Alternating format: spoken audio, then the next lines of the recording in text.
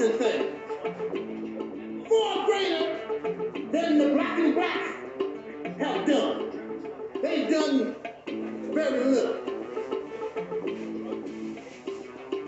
Except bring you the teaching, the belief. Because that's all teachers is, I believe. We don't need to believe no more. We need to know.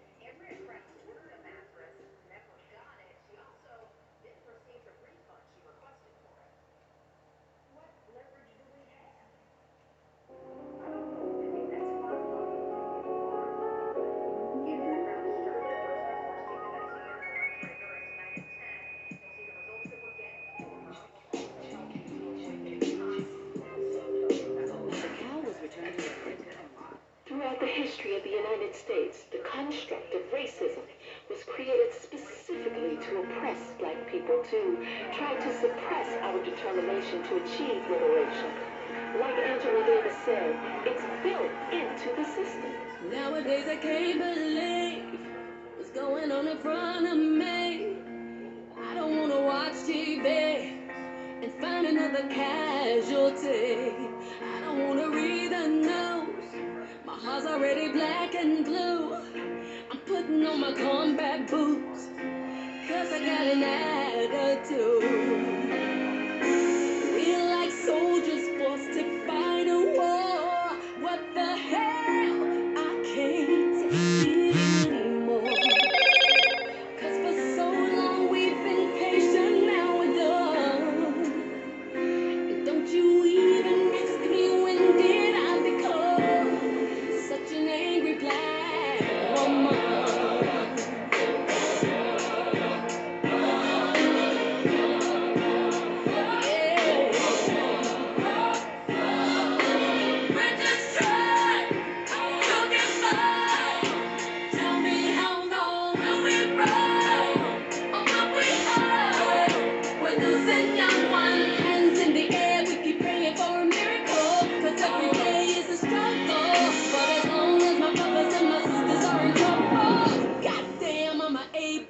We can't successfully put an end to racial discrimination until we change the entire system. We've been trying to keep the peace 50 years since Martin King. Some don't like me for who I am, but I love my melanin.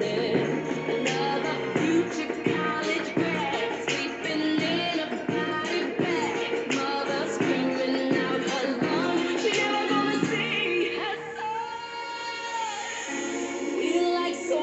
forced to fight a war. What the hell? I can't take it anymore. 'Cause for so long we've been patient, now we're done. And don't you even ask me when did I become such an angry black woman.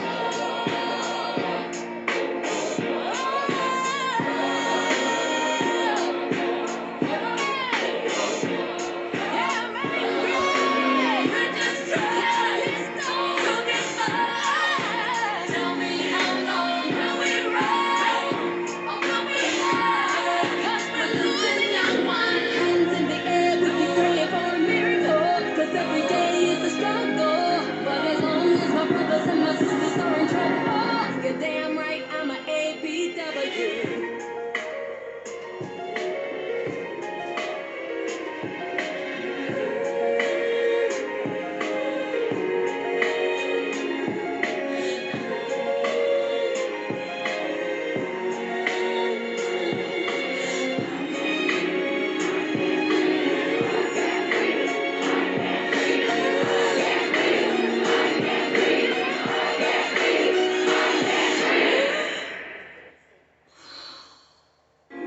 We're like soldiers forced to fight a war. What the hell? I can't take it anymore.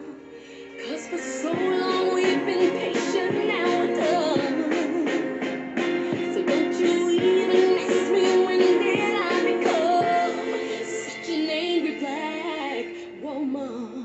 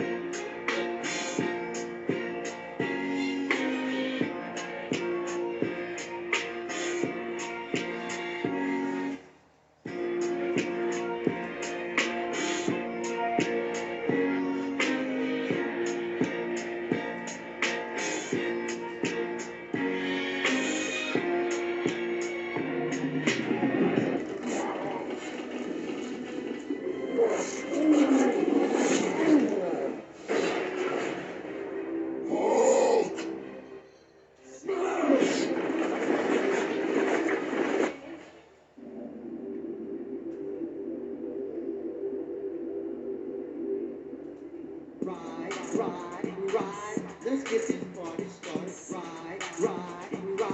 Let's get this party started quickly. Let's get this party started quickly. Let's get this party started. Ride. Let's get this party started. Ride. Let's get this party started quickly. Let's get this party started quickly. Let's get this party started. Ride. Let's get this party started. Ride. Let's get this party started quickly. Let's get this party started. Ride. Let's get this party started. Ride. Let's get this party started quickly.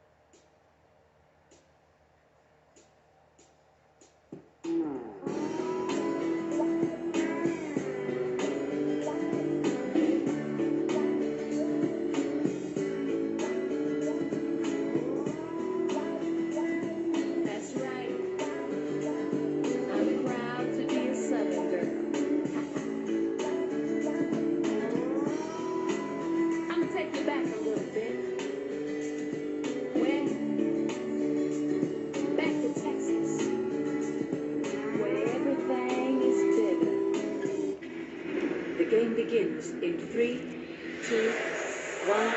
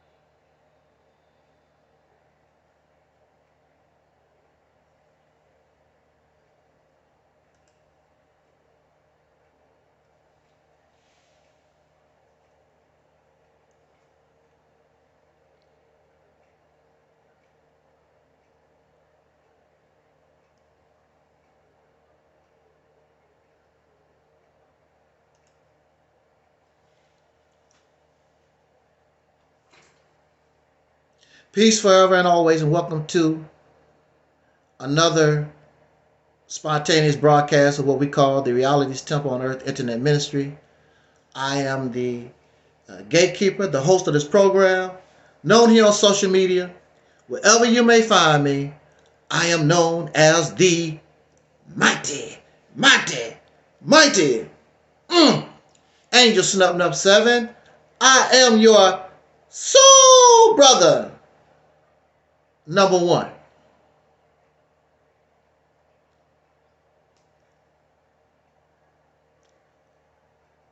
To those who wish, to those who are, those who wish, those who are thinking about being in an interracial relationship. This talk is not about condemnation. I'll say that again.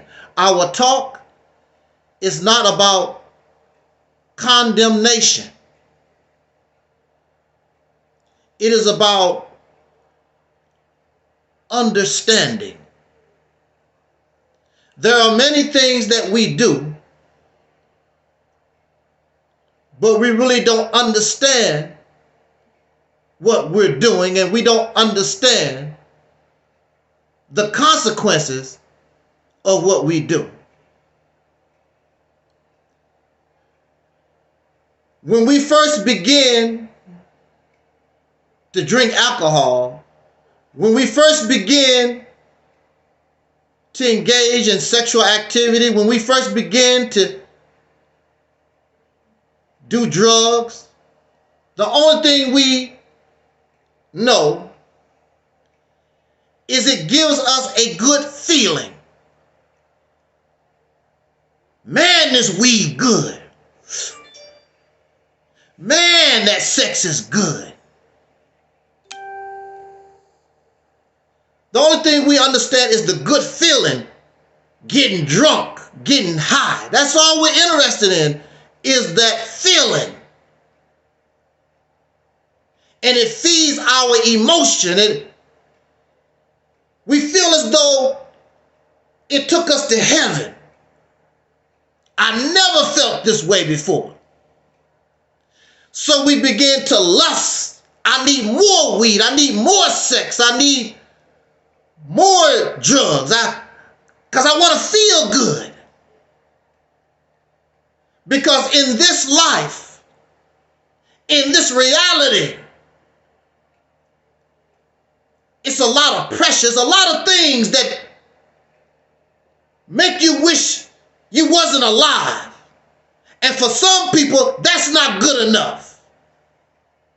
So they sneak into the bathroom and they take a razor blade and leave this. All over this country, regardless of race, people are looking for escapism. Drugs and liquor, alcohol, a DVD, church, a tape, church, the mosque, the synagogue. Calgon, take me away. I got this feeling. And we don't understand the consequences of what we do. We just do it because it makes me feel good. I want to feel good. We don't understand the consequence.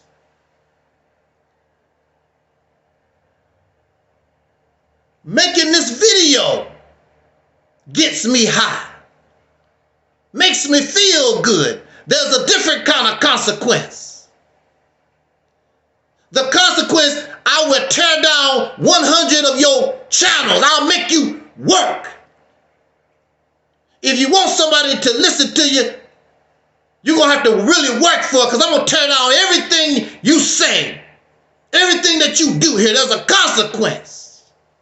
And if you get too big and these people really start listening to you, I might go ahead and just take your life.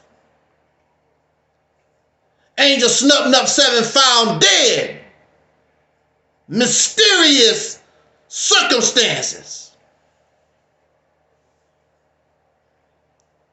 There's a consequence. So I'm not here to speak to us in condemnation. I'm not here to speak to you as a judge and a jury and an executioner. I want to speak to you from understanding.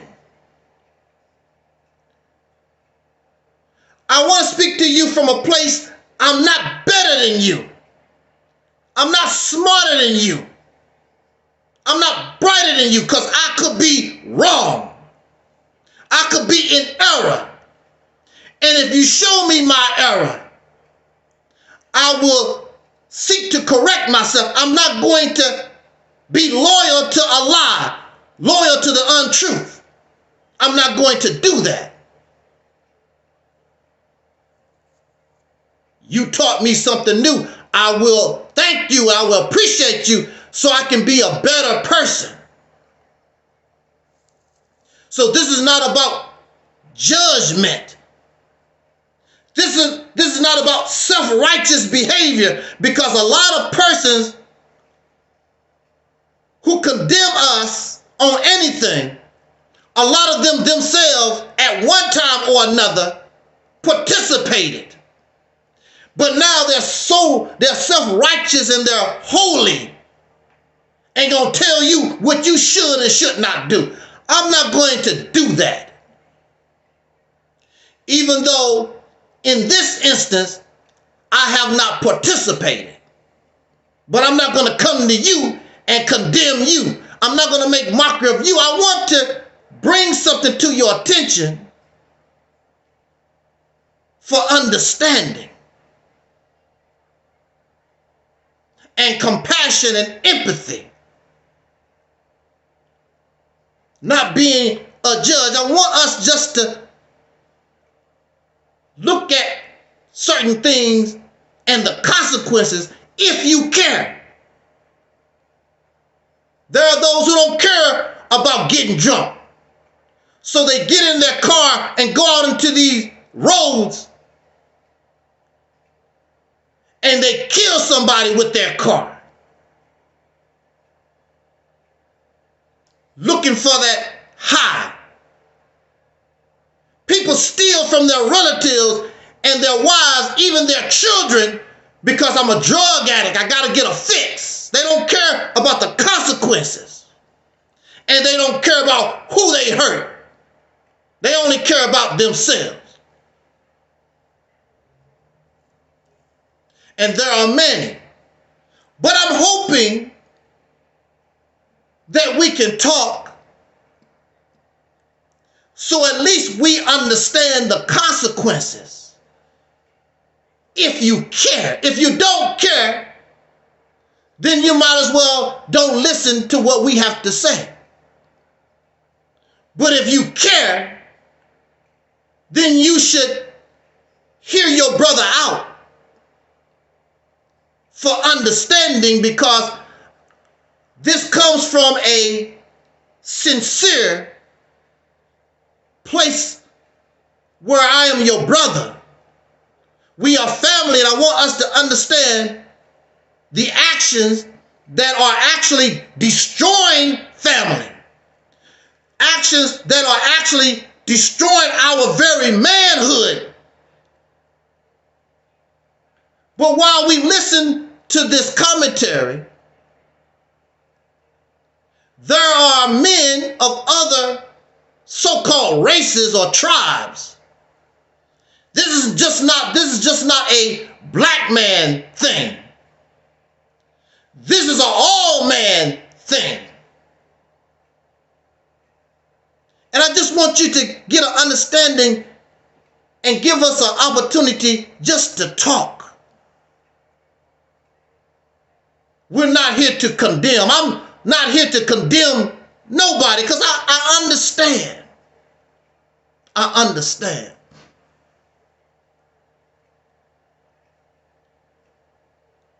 The topic that we've chosen for this evening, thank you for joining us, this spontaneous broadcast. As always, the Deacons of Reality are in the house. Soul Brother 85, Twin Pyramid. I saw Brother Don Anderson. We are simulcasting on our Facebook. We are simulcasting also to our Angel Snup Nup 7 YouTube channel. And it seems as though this evening we're not suffering technical difficulties. So I would like to thank the computer for allowing us to speak with no technical difficulties. And by the way, it has to be the computer, because I even upgraded the internet service. So it's problems now and then with the computer. And I have 3 computers. 2007, which really does bad, period. 2015 and 2019. And all of them work. I have no intent to try to purchase another laptop or computer unless these no longer can do what we want them to do. And we are always open to anyone who wants to donate to us a 2024, 2025 computer.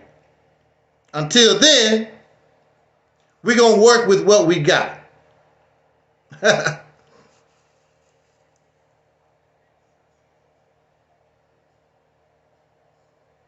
What we know of as interracial relationship, it is an unnatural behavior. you will never see in the natural world interracial relationship. There are all kinds of ants. These ants do not interbreed. They do not socialize. They do not come together. They are all ants. They do not interbreed. They don't socialize. They're all different types of bears. They do not interbreed. They don't socialize. They don't come together. There's blackbirds. Different kinds of blackbirds, but they don't interbreed. They don't socialize. They don't come together. All of these animals evolve in a certain way, and they're different. The black bear does not act like the polar bear or the grizzly bear. The red ant don't act like the army ant or the honey ant. They are all ants, but they're all different. They don't interbreed because they all evolve. They all come onto this planet differently. And if they interbreed or interbred, however you want to say that, there are those who wish people to be grammatically correct, and I'm not an English major.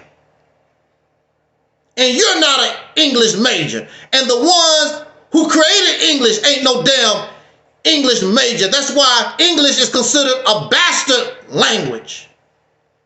Because it's all mixed up with all different types of stuff. But we want those to be grammatically correct because we disagree with what somebody is talking about.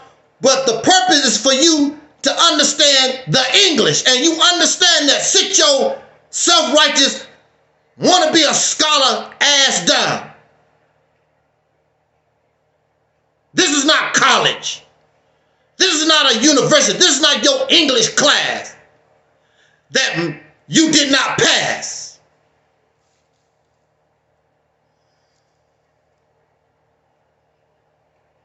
We're just talking to each other. Nobody here gonna be pompous. We're just talking brother to brother, sister to brother, family talking. If you want grammatically correctness, then you need to go where they do that, and they will correct your ass. I guarantee. So we need to stop this pompous, bougie behavior like we know it all, because you don't.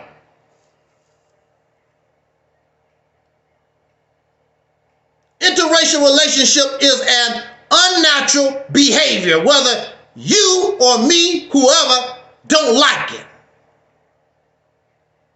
And we're going to talk about black people and white folks. Even though interracial relationship can be anybody outside of your tribe, outside of your family, outside of your so-called race. But we're going to talk about black folks and white folks. It's an unnatural behavior. What's mind-boggling is that you can fall in love with the people that lynched your fathers, castrated your fathers, raped your grandmothers, and you have no problem. That goes to show you something is wrong with you. It's very rare you are here and they don't celebrate a Jewish person marrying a Nazi or a German person. They don't celebrate that. You won't see them on magazines flaunting that around. They don't do that because of that history. And it don't make no difference if today's Germans had nothing to do with the Holocaust. but you will not see them, and they don't advocate, they won't tell their children to interbreed and marry, even socialize with Germans. They don't do that. Simply because of, or mainly because of the Holocaust, of that history. You have no problem, and you don't give a damn about yours, your Holocaust. And you want to sleep, and you want to make biracial children, mulatto babies, with the people that raped your grandmama. The first mulattoes, the first biracials was due to rape, not because of love. It was because of rape. We are together, the black and the white, we are together. The African, the Native American, we are together with Europeans because of genocide, colonialism, rape and murder. They raped our mothers, our ancestors. They castrated us, our fathers, tore and feathered us. They burned down our towns. And not long ago, they blew up our babies in a church. You're not even safe in a church. And they blew up our babies.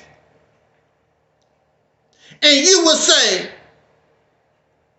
it's not my Denise, it's not my Harold, it's not my, that's not the point. They come from the people that done this. So you laying down with their children, you become a traitor to your own family for some booty, for some ding-a-ling. They gave you the booty. They took it, male and female. The white women and the white men raped the black man and the black woman and our babies. You was raped. That's why they are in our bloodline. And then there are instances where they talk about somebody like, what's her name? Hemsley, whatever her name was. I forgot what her name was. She was a slave to Thomas Jefferson. And they said she was in love with Thomas Jefferson.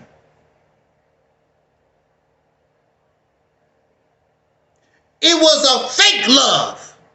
The same type of love your dog have, your cat and your squirrel, and these animals that you make pets out of. They fall in love with you because you their massa, because you have dominated them. But in the natural world, a squirrel would have nothing to do with you.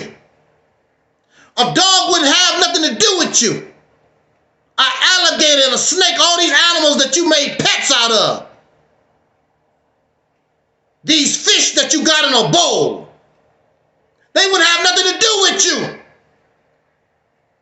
In the real world, if it was not for slavery, that woman would have nothing to do with Thomas Jefferson. Simply because we're different. We're not the same. We don't even smell the same. I don't care how much perfume you put on. I don't care how much soap you use. We don't smell the same. Our hair is not the same. We don't even think the same. Because we come up differently, we evolve differently. Even living in this country, we're different people.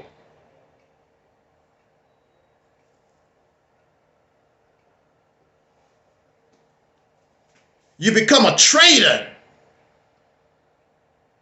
to your family. Because you're more concerned with a ding-a-ling. You're more concerned with a vagina than what happened to your ancestors.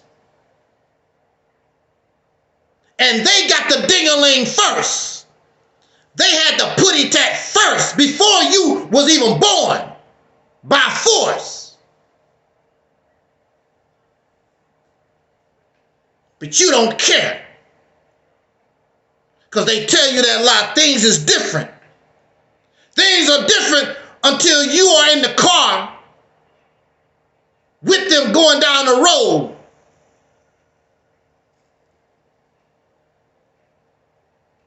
And you meet the wrong white police officer. What you doing with her? How many brothers have gone to jail because of her? How many brothers are dead because of her? Emmett Till, a little, 15-year-old boy, dead because of her. Screaming rape.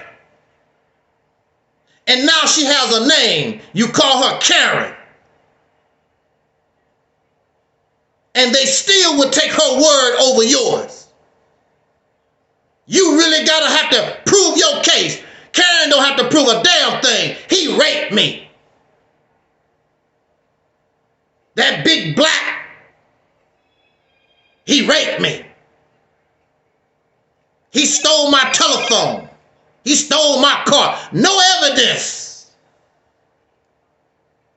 They believe Karen.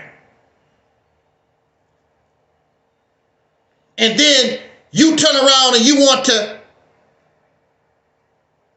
take her daughter on a date.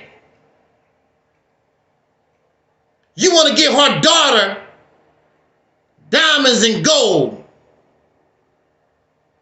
because you speaking with your ding-a-ling. And you don't care about the horrors and the hell that our ancestors caught, but even in our generation, it ain't everybody. No, it's not. It's them. It's them. So there's some of us who feel there's nothing wrong with it because they're ding-a-ling doing the talking. It ain't always about love. Some of the brothers ain't all, and it's not about love. They exploit Karen. They use her for money.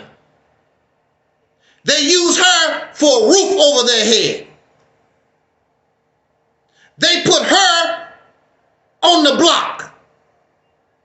Where my money?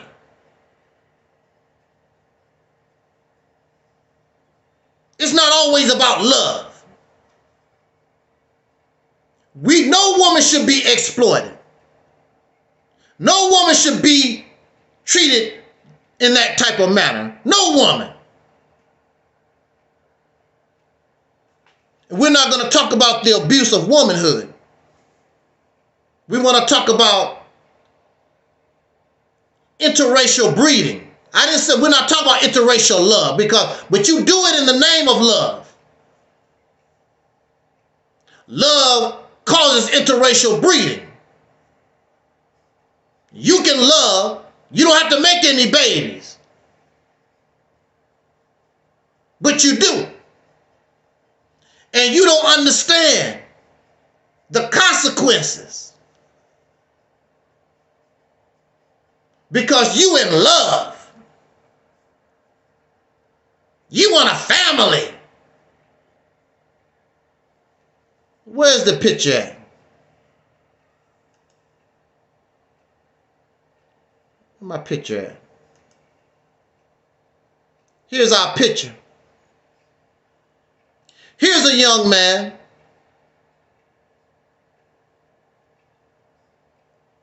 And he looked like he's with a Caucasian woman. He's smiling. Bless his heart. Yeah. He's so happy. Bless his soul. He is so happy. And there's nothing wrong with that. I understand. I understand. So you have a group of men on YouTube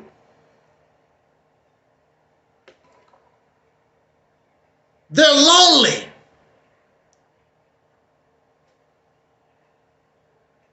And they get angry at the sisters because the reality is they want to be with a black woman.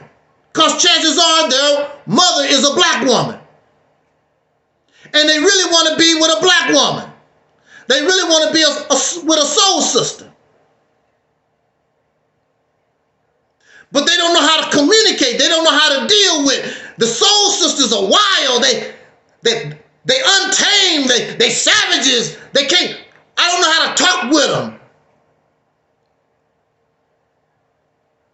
So they go on the internet. Countless videos, countless chat groups about black men crying over the black woman. She got all them babies, but I want one of them. I want her to have my babies. What's wrong with her? I can't get her to chill out.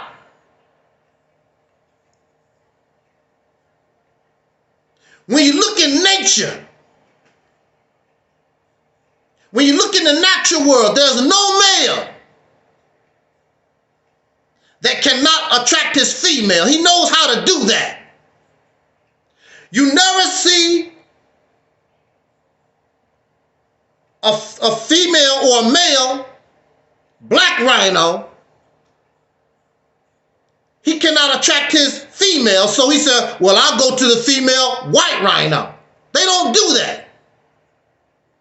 Something has happened to you where you have been so disconnected, you can't attract her. You can't communicate with her. That's unnatural. Something has happened to you. Something is wrong. When you can't communicate, you can't socialize with your own female that was created and designed and evolved with you. Something is wrong and you're not thinking about that. And you don't understand what's happening. So you just give up. You give up and go to the post office and you apply for a passport. I'm going to try my luck overseas. You will never see that in the natural world. You will never see a polar bear. I can't get no action over here.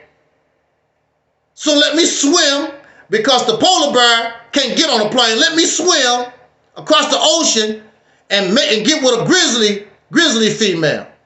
It's unnatural. It's unnatural behavior. But you will do that. And you go to these countries where these women, many of them are poor, many of them are illiterate, and in those countries, unlike America, the men dominate them and force submission on them. And so you take your happy ass over there to take advantage of it. And they are willing to go with you not because of love, because you don't know how to talk to no damn body. And you come from a two-parent household. You say that your daddy was with you. You come from a two-parent household and your daddy was in the house, but your daddy didn't teach you how to talk to a woman,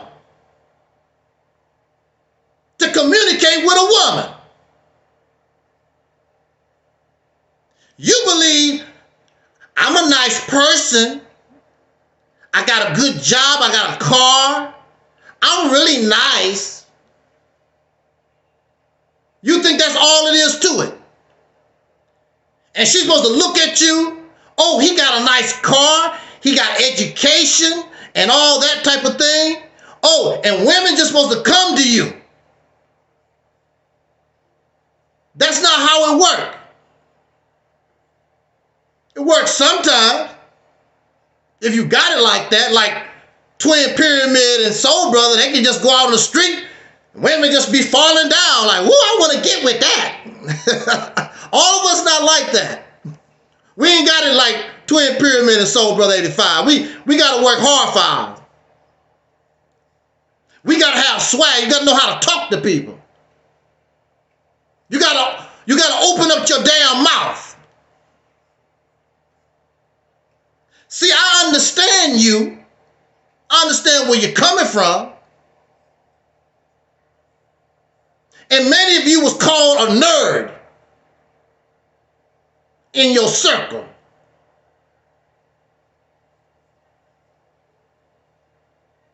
You was called a nerd in your circle. And ain't nobody more nerd than me. So I know what you went through. I know where you're coming from. And there was no man to tell me how to talk to nobody. You got to open up your mouth. You don't have to have a damn dime. And you wonder why the thug and these ratchet brothers don't have no money.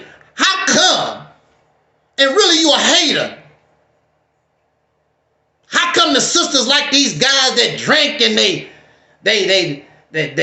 don't have no money, that they trifling or whatever?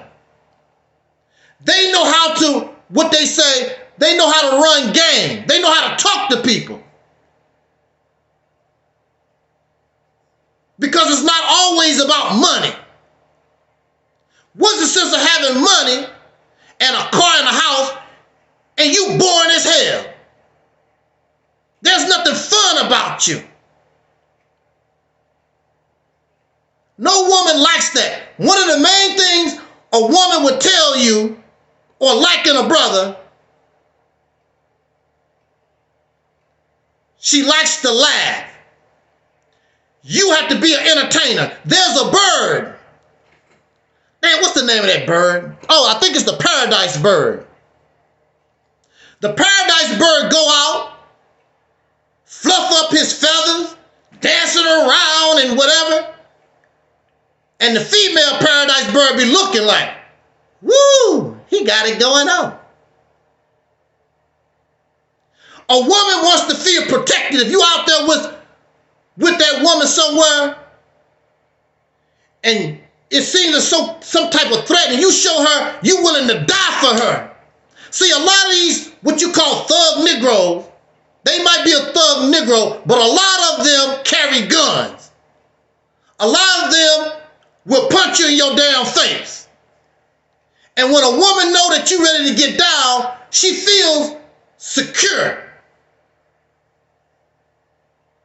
So you're not funny and you're not secure. So you need to find a woman like yourself, but you don't really like women like that. You don't want to deal with the women that's like yourself. Boring. Corny. A nerd like yourself. You don't like that. You want Beyonce.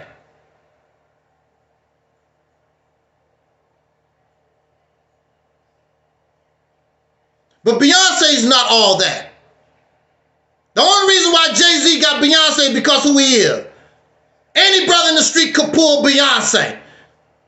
It's according to what you say out of your mouth, how you carry yourself. There's brothers with sisters, ugly as hell. They poor, broke, and ugly. And they would tell you they ugly. But the sister, like the swag, make me laugh, make me feel alive. So you come from a two-parent household and your daddy ain't taught you a damn thing.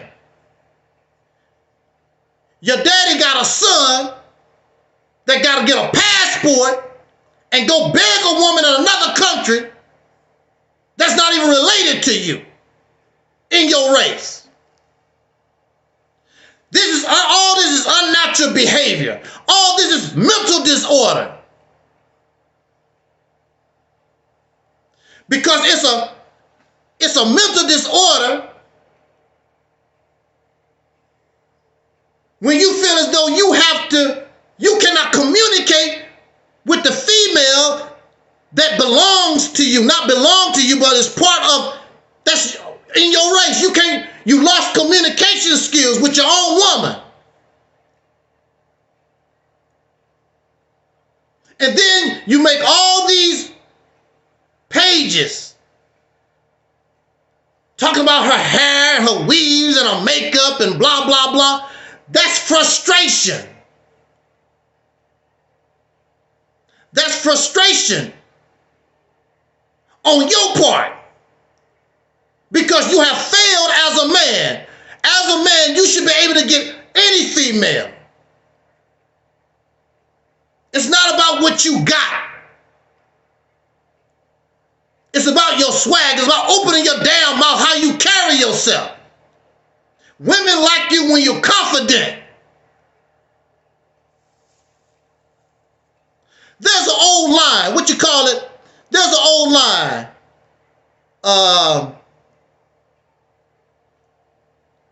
You tell a sister like, you must be a track star. I'm not a track star. You must be. Because I saw you running in my dreams. That's corny. It sounds corny, right? But it opens up conversation. Even though that's corny, it's a corny line. That corny line by itself opens up conversation. Be corny.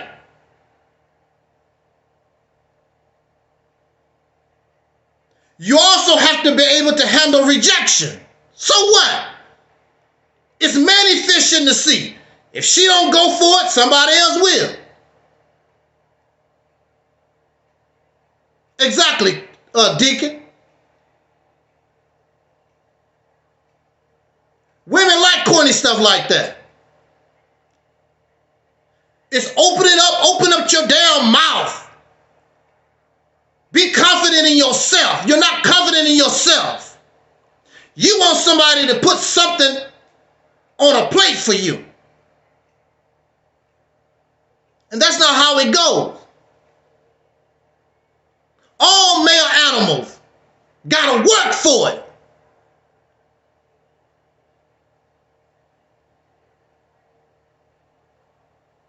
You don't like natural hair. You don't have to talk to a sister that don't have natural hair. It's lots of women that wear natural hair, whatever you want. But see, it don't make no difference because you don't know how to open up your mouth. You don't have no damn swag. You can even just be real and just open up your mouth and say, I saw you. How you doing? My name is so-and-so. I saw you on the way. You look real pretty to me. I don't really know what to say to you. I just want to introduce myself. I was wondering. Open up your damn mouth. How is a woman going to know that you're interested in her unless you open up your mouth? Oh no, you're gonna say all black women is this, the hair hats and the hooligans. You're gonna get mad, upset, cause your ass is a fake, and go on these groups and talk about women cause you're a damn loser. How you doing on our other Zapata? Welcome to the live stream. Deacon said the closed mouths don't get fed. You got to open up your mouth. And the more you do it, the better you get. Sometimes having money, having a car, whatever, sometimes that's enough to attract some people. But a lot of times, then you get angry because they're after your money. They're after your house. They're after your car. They're after what you got.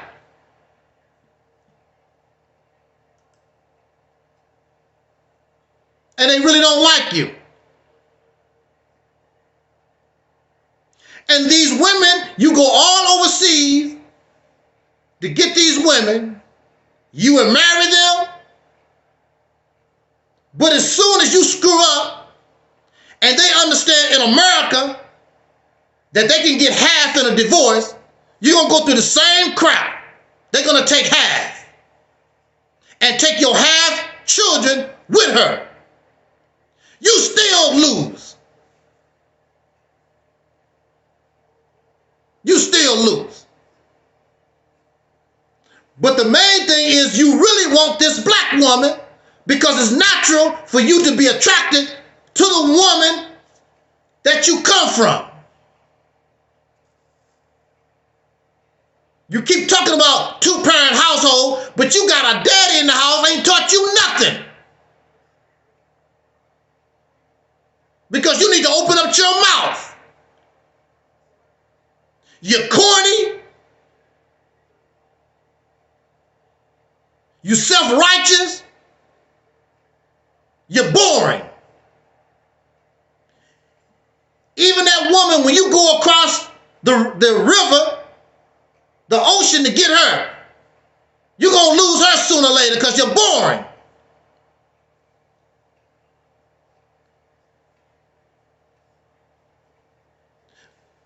But many of us, we end up with the white woman. And I don't know why we think that she's a prize. And I'm not being disrespectful,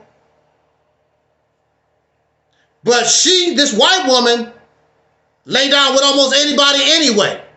What make you think you're doing something special?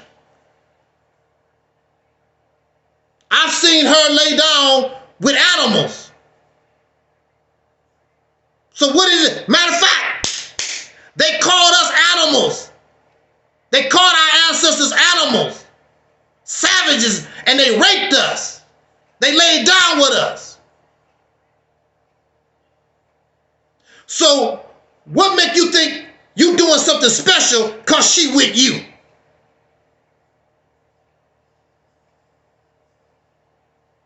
And I don't have to go into details because we adults here, and many of y'all know what you've seen these women do on these porn videos. And the first thing you will say, black women do it too, copying them. We always copy them. Except when it comes to building a business, except when it comes to unifying against an enemy, we don't copy them doing that. We copy them in sucking penis, licking vagina, doing drugs and getting drunk. We copy them in their foolishness and their buffoonery. But we don't copy their mindset to take over the world, to become a world power. And that's all you want is some putty tat. That's the only power you want to get your rocks off. That's the only thing you care, your concern is. But like we say on this channel, it is because you're not a man. And we don't understand what manhood. You had a daddy, but you didn't have a man in your house in the two-parent household. You had a father, but you didn't have a man in the house. You had somebody that pay your bills and keep food on the table and pay for college. But you didn't have somebody in the house that was a full functioning man. Because a full functioning man is not going to allow his son and not advise and advocate to his son to go outside of his mama. There was a time in the black community, we used to tell our children, if they can't use mama comb, don't bring them here. We know what that means. It has nothing to do with hate. It has nothing to do with hate. It's about being loyal and loving yourself. There's nothing wrong with loving yourself.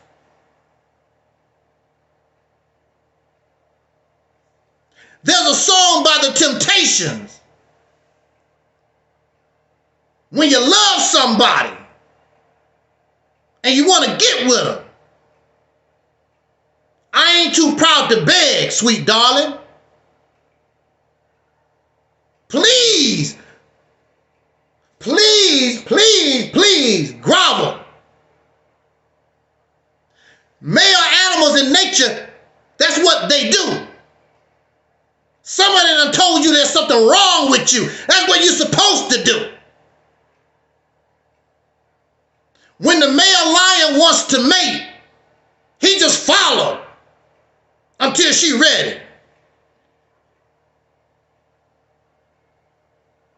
Just patient.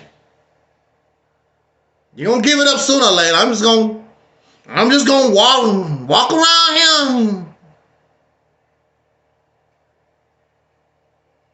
You just gotta be patient. I ain't proud to beg, sweet darling. They used to make mockery of Keith Sweat, all his begging songs. All these women start coming to Keith Sweat's concert.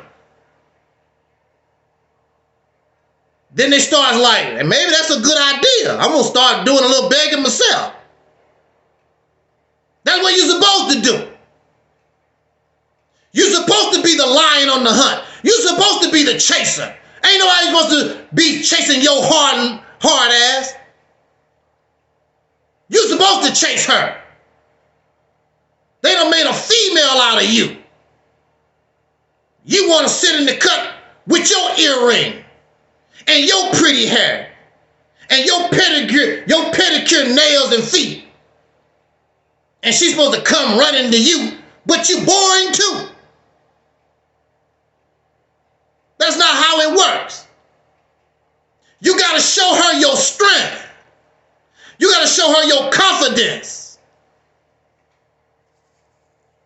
And you're going to learn it ain't no different when you go overseas.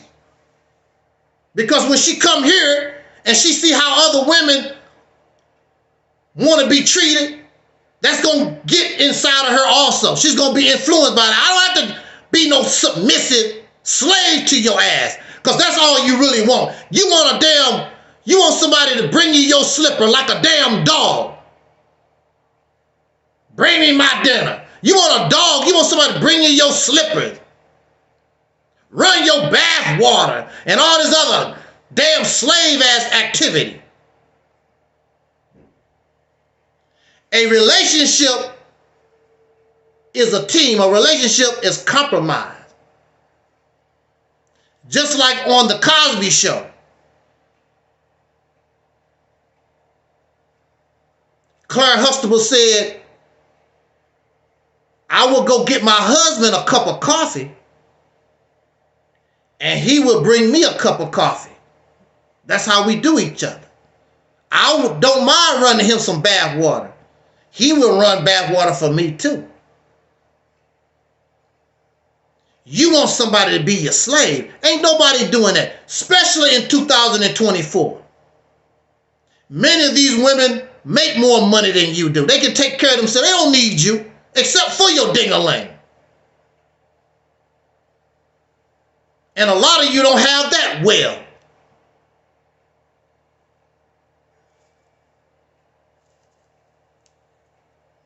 They also brag about these interracial relationships, but they're no different than any other relationship.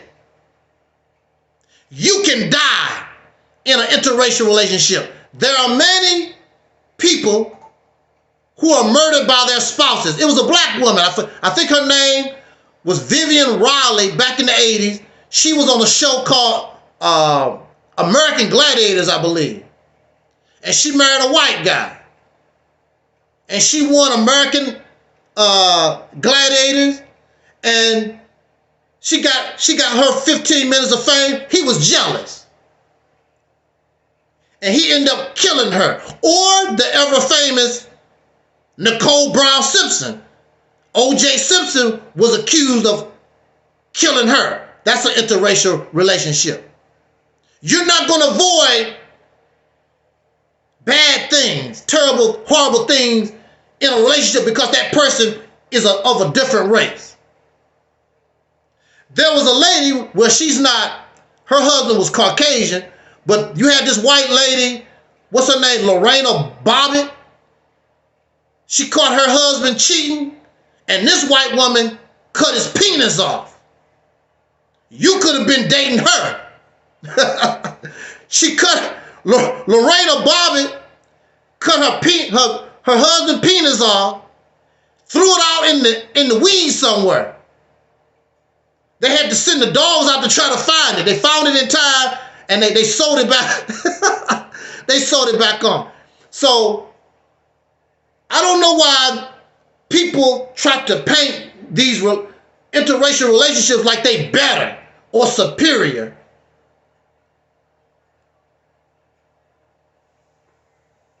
What is that? Dickens said, Aaron Hernandez was a murderer and gay cheated on his black wife.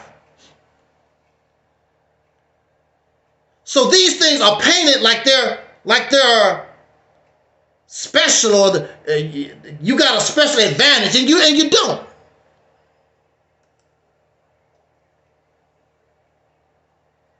And the worst thing that you have done, you have betrayed your ancestors, your very blood.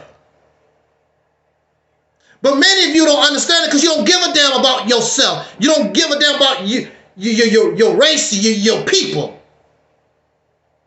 You only care about what you want and to satisfy your flesh. But you're not the first one that got a sample of them.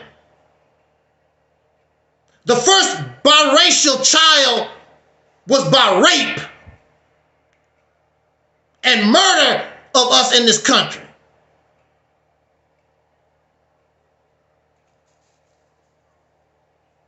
That's how we are here with these people, because of slavery. That's why you're able to have this white woman on your shoulders.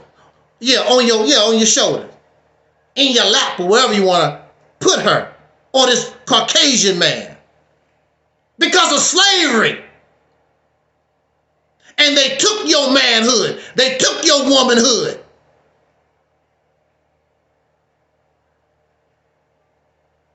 And they shoot us down in the street even during our time. George Floyd was just a few years ago in your lifetime. And he had a Caucasian woman too. They didn't give a damn. They still murdered him. Probably one of the reasons why they killed George Floyd. Messing around with Caucasian women.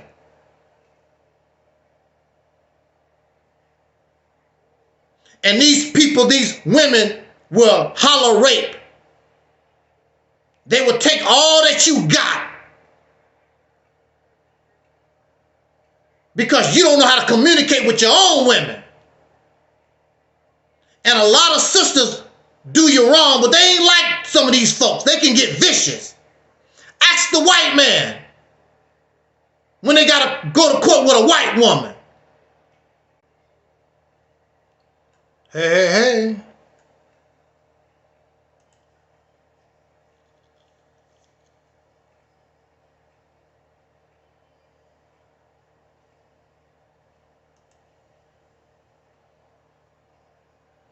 All right.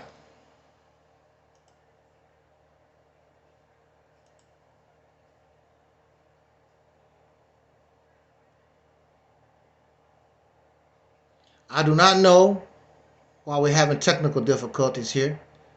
I think we're back.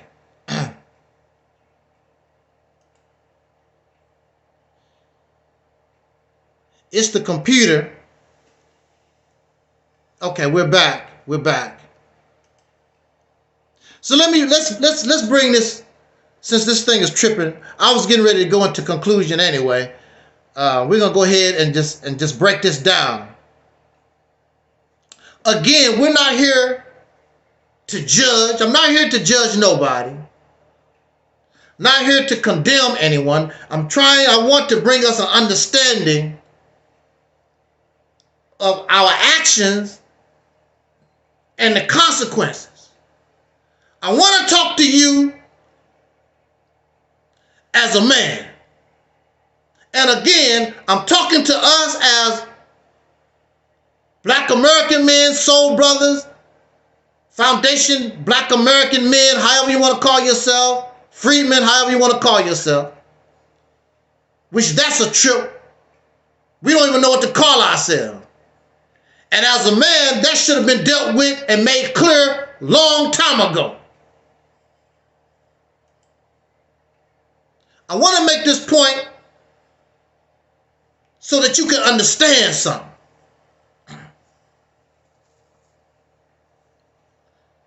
My mother was a black woman, born in America.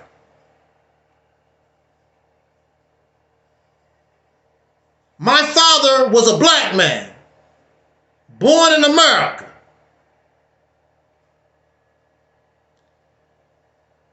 There is there's no Indians or no Caucasian people. I'm pretty sure that's in our blood somewhere, because the Black American, we are just a mixed type people anyway. But my mother would be considered a full-fledged Black American.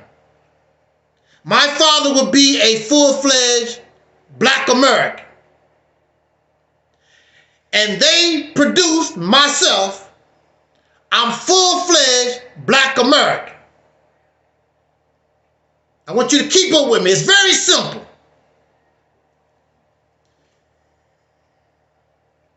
In order for me and my family to stay Black American, I have to marry and have children. Well, you don't have to marry. That's a religious ritual. But I would have to breed with a Black American woman so that I can produce myself a Black American man. And some of you breed dogs. It's the same concept. If you sell purebred German Shepherds, those dogs have to stay with German Shepherds. You cannot sell a German Shepherd, a purebred, and that dog had babies by another male. That's a no-no. That's not how it works. That's why you have to have papers on your dog. They want to see who the parents are. They want to see the lineage of this animal. Because mixed dogs can look like purebreds, but they're not. So if we are Black Americans, in order for us to stay Black Americans, we must breed with Black American. When we begin to go outside of ourselves, then what was the Black American begins to fade away. Because those children, even though you are the father, even though you are the mother, that child is not Black American. That child has become mixed. So if we had papers, that child could not be considered a Black American because that child is mixed with somebody else.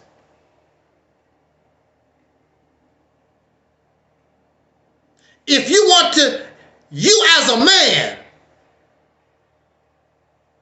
you only want to breed yourself. You will see that in the animal kingdom. Lions will kill cubs that don't belong to them, even though it's the same kind of lion, but that's not mine. I want my genes. I want my genes to survive. I don't care about another man's genes. So the male lion will come in, and if those cubs are not his, he would kill every last one of them because it's about me. My genes. Here you are supposed to be a man. you helping spread another man's genes when you have a baby with a white woman, because it's your genes there, but you're also helping his genes. And as time goes on, unless that child comes back to Black American, little by little, you get breeded out. You won't exist. This is what you're doing. But you don't care because you're not a real man. A real man must maintain his genealogy, must maintain himself. So if you got to beg, if you got to grovel, whatever you got to do, you do that so that you can keep your genes going through your woman to keep yourself alive. When you have children outside of yourself, you begin the journey to your death. You won't be alive no more. And this goes for any man, including the white man. Because as time goes on, the only one that care about our history are the purebred people. Mixed people don't care because they did not build the history. Mixed people ain't not going to care about white American history because they don't have nothing to do with it. It will slowly all fade away and go away. Because that's not them. They are a whole different ball game. And then you put these poor children in a position where they don't know who to support because I'm a little bit of black, I'm a little bit of white, I'm a little bit of this, I'm a little bit of that. You put these poor babies in a position of confusion. And that's not fair to them. You shouldn't want to do that to a child that you claim that you love, to bring them into confusion. You shouldn't want to do that. But that's not you, that's a little bit of you. That child belongs to another man. You supporting, you helping another man live. Because you lonely. You want to be loved, and there's nothing wrong with that. But you need to learn how to love your own. Love yourself. I'd rather be by myself if I can't have her. I'd rather be by myself. Because only through her can you live. You cannot live through a white woman. You can't live through a woman from Venezuela or Argentina or Mexico or somewhere in Europe. You can't live through them. You can only live through your own, through her. This is what you need to understand. If you want to live, if you want to die, and you're only concerned with yourself today, then be my guest. Do what you got to do.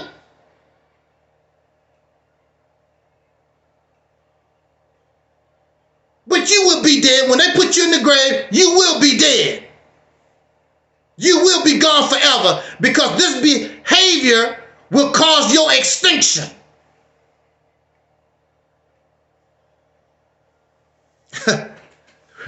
Brother Denzel, shout out to Brother Denzel. He said, hop aboard the soul train. I almost missed my ticket.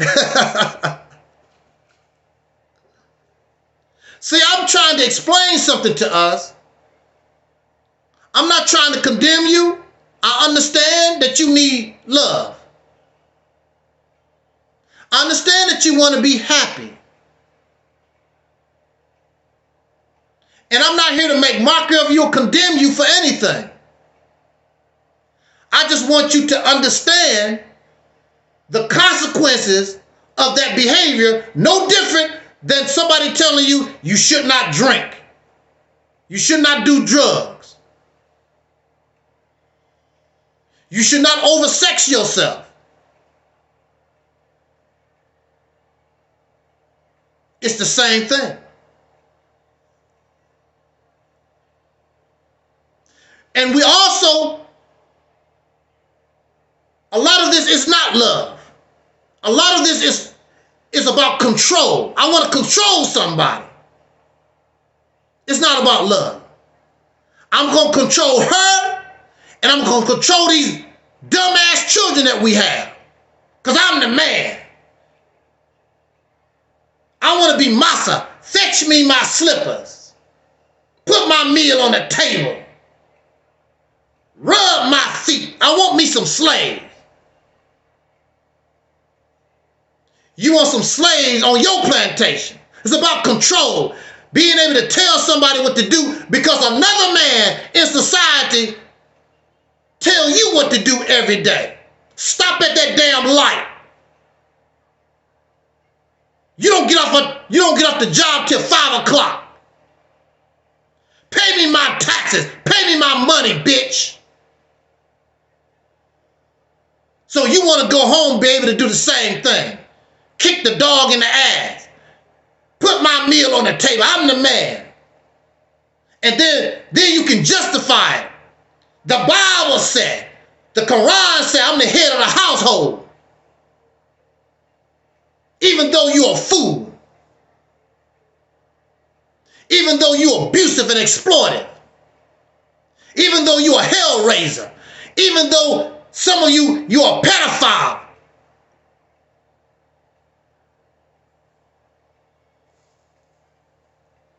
And some of you don't like women at all, really. That's a show. You're in the dark in the secrets. And you're really lying around with a man, and you use this as a family to cover up your dirty religion. You don't fool nobody. How can you talk about women the way you do and tell her, I love? You don't love. You got to love a man. But you don't have no problem with men because that's who you really want.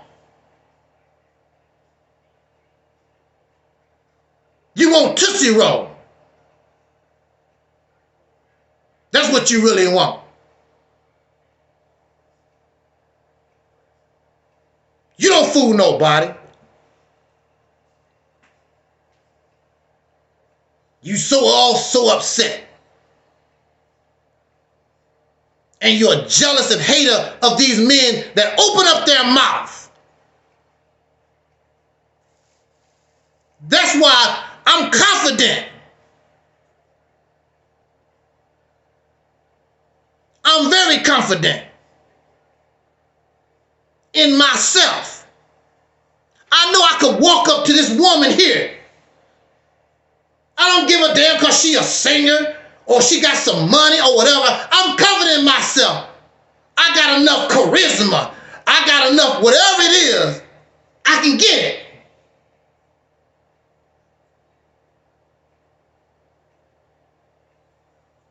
You can't be afraid of failure because you don't know how she will respond. You got to open up your mouth. Hell, just be yourself. You can play the shy role. Make her laugh. I don't know how I'm done. I want to talk to you. Play the shy role, which you are. She'll think that you playing some kind of game, but you are afraid and you shy. She'll think that you playing some kind of game. Didn't your daddy teach you any damn thing? Don't you have any kind of creativity? Open up your damn mouth. Be yourself. I ain't too proud to beg. I ain't too proud to beg. Sweet darling. That's your problem. You got to work for yours. These ratchet men, these guys that you call trash, they know how to work it.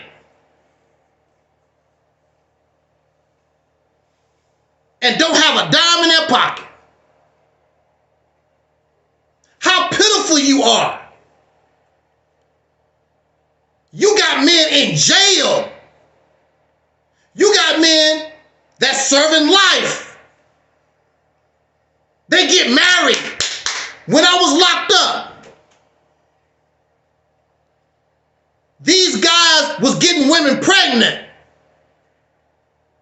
These guys was getting married. They was locked up. Here you are, you free, and they don't have a dime. These guys was getting married. They was locked up, don't have a dime. Here you are free with a college degree. You got your big house, you got your big car, and you crying. She don't like me. Her weaves and all that. What man care about a woman? That's her choice. And if you put her in an environment that you create, and you show her, I prefer you don't do that, you will see she won't do it because she want to please you. You're not in a position of power. You can't do nothing for no damn body. So why should she listen to you? Because she doing perfectly fine with her red, white, and blue blonde hair and all her tons of lipstick and whatever. She doing fine. Why should she listen to you?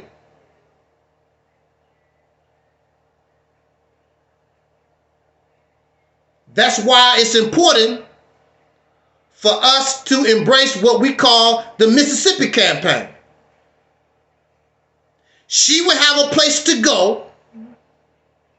And if the brothers, those who made this environment, caused this environment to come, that's good to her, and you ask her, you don't make no damn demand. You ask her, sisters, we like you with natural hair. I guarantee you will see the sisters, they would start wearing their natural hair. If not anything else, out of respect for this man that took control of this state, that's doing amazing. Like, damn, y'all brothers got it going on. But the only thing you are is a ding-a-ling with a car and a college degree and a house. So what? And how did you get your car? How did you get your college degree? Via the white man. That's why you got it. How do you maintain it? Because of the dollar bills that you get from the white man.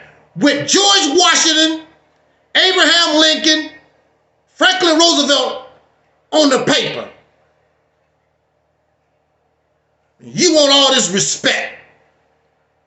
You want respect, you gotta earn it. She's waiting on us because she don't have no problem with that. Because she was made for us. She just upset as you are. When my man gonna come home? When I'm gonna get a man?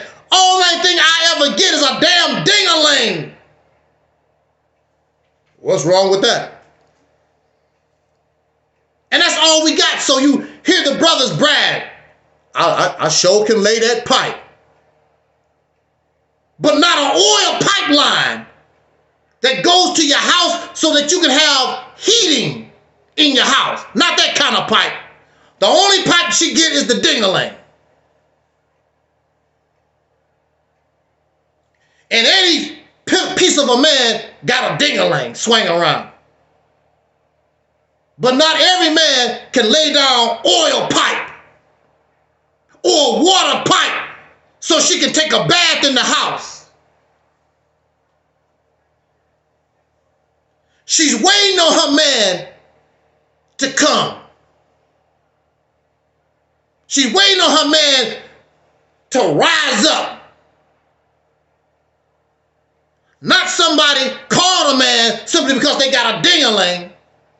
No, a man, full functioning man that take care of business. Not some weak ass punk that gotta get a passport and go overseas to get some booty. You can do that in America. So you really pathetic. You gotta go all the way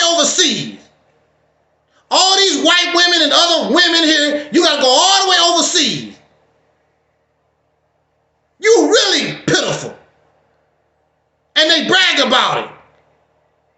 I'm so happy now. Where that picture at? You happy now? Where my picture at? Put that back up. They happy. They happy now. And where my picture go? Oh, I think I done lost my picture. Anyway. He's so happy. Oh, that's so precious. So precious.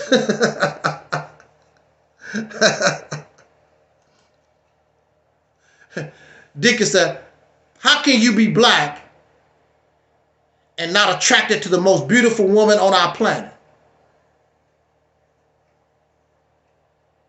All these other women want to be like her. So why would I want a wannabe when I can have the real thing? Because she is me.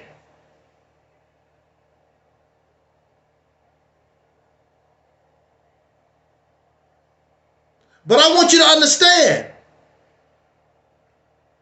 those children that you have with women outside of yourself, that's only half of you.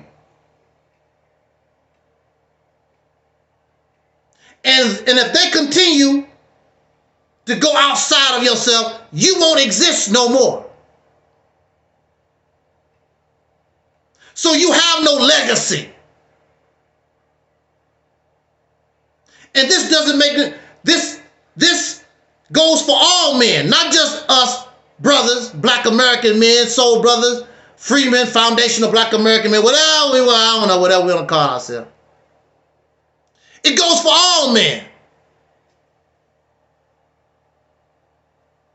You will go extinct. No man wants to support another. Why do you think you have a problem even with adopting another black child? Because that's not my child.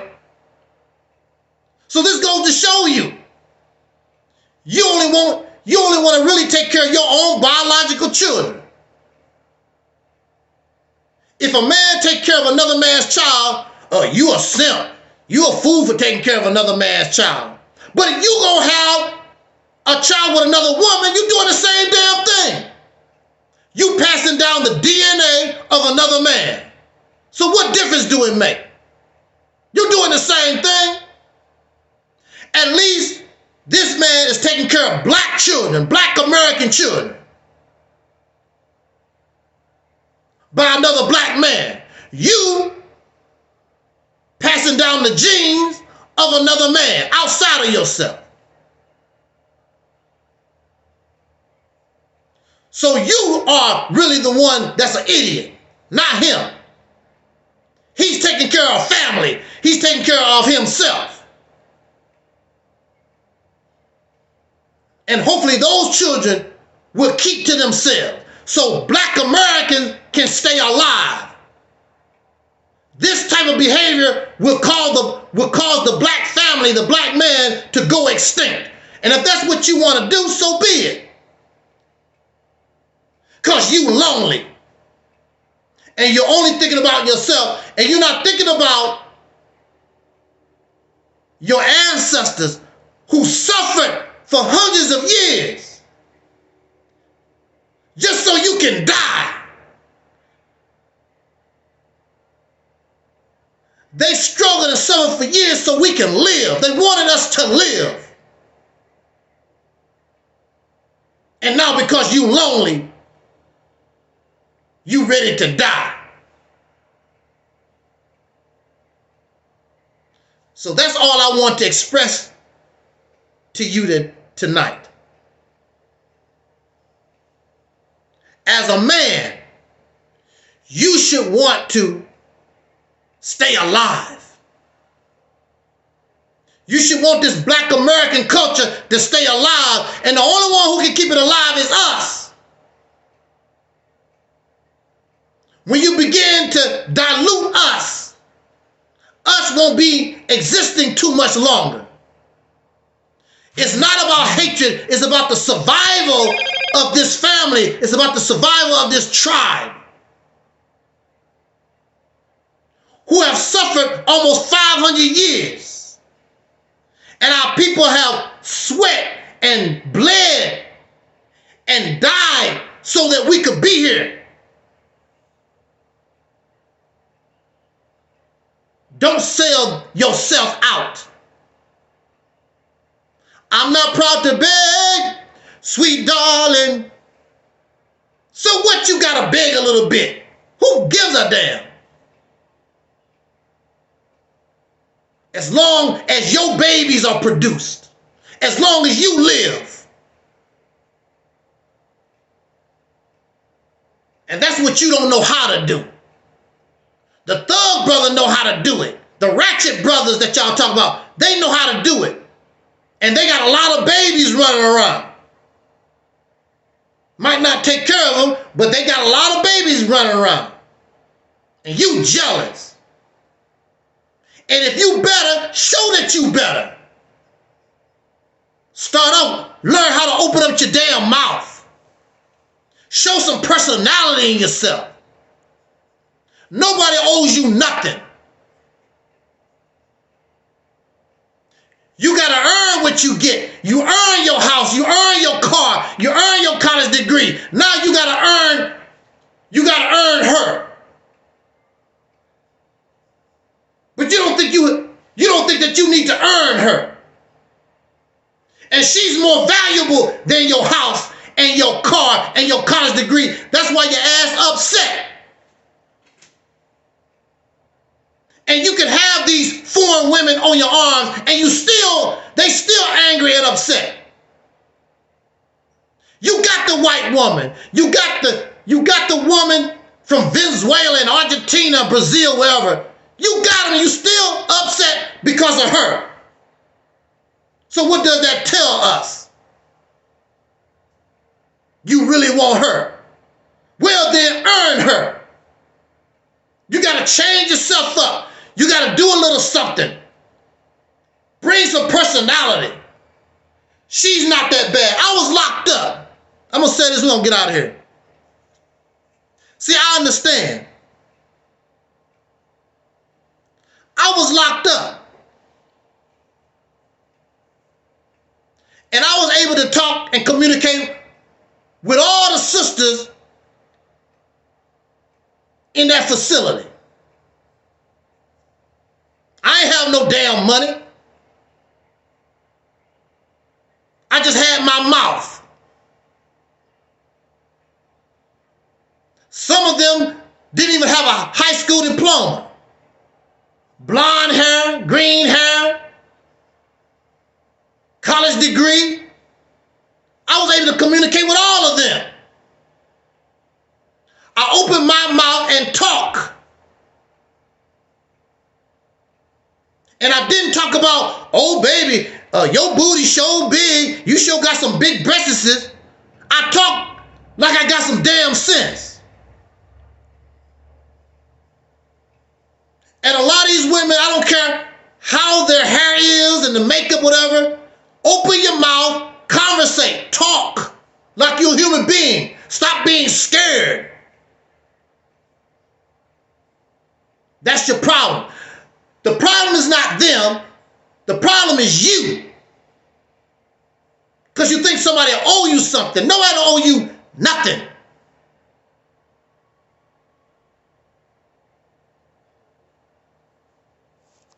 You should be able to talk to any woman. The one with the pink hair, to the one with the college degree, to the celebrity. It don't make no difference.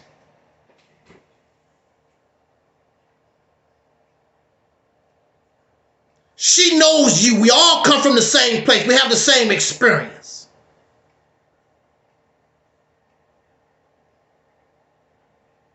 Learn her.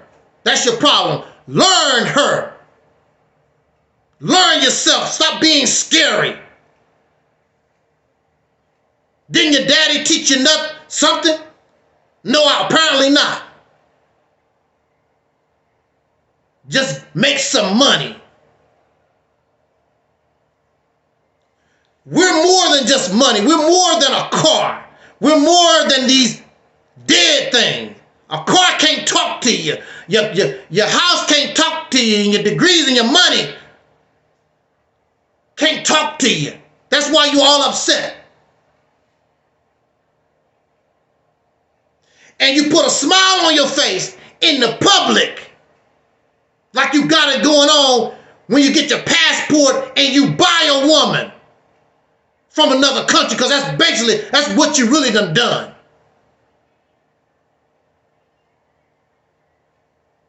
And she has been conditioned to be a slave. And you feel good being a slave master. So I'm glad the sister won't be attracted to you, because the only thing you want is a damn slave. Slavery is over.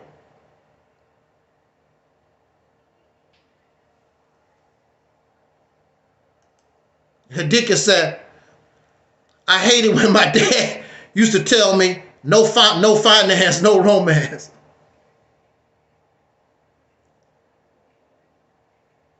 And there's nothing wrong with a woman asking you for finance, especially when you're getting babies by her. And she's giving you her body. She's giving you her body. The only thing you're doing is paying some damn money, buying some money. She's allowing you to go inside her body.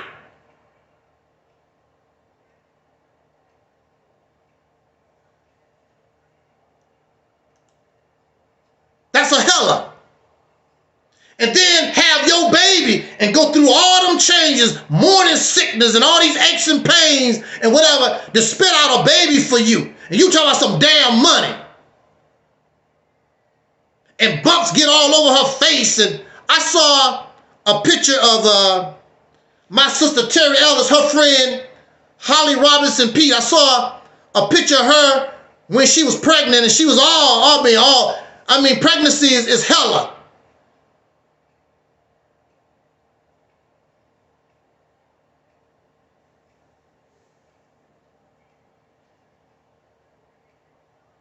She's supposed to ask you. You're supposed to bring finance.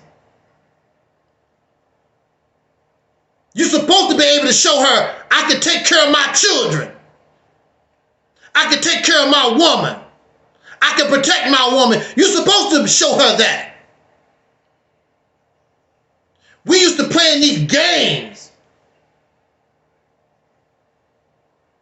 Some of you don't even like children.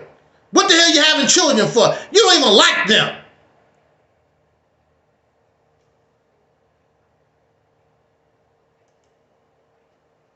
And the reality is, some of you don't like women either. You really do like men. But this is 2024. You don't have to be ashamed. You can say and be like, what's his name? Wayne Brady. I like men and women, dogs, cats, whatever. I like a little bit of everything. I'm a autosexual, a bisexual, transsexual, a gyrosexual. They make all kinds of names.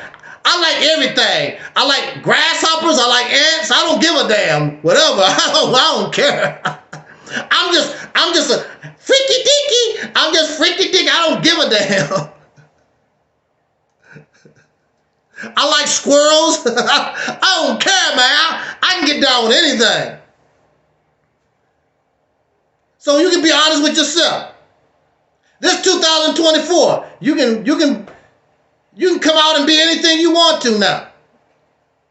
You can like men, women, goats, rats, whatever. Turtles. Poor turtle can't even get away from you.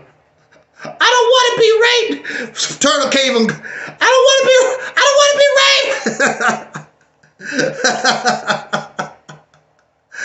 be. You catch the turtle. Woo!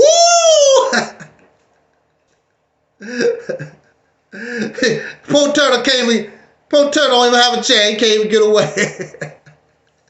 Freaky dicky.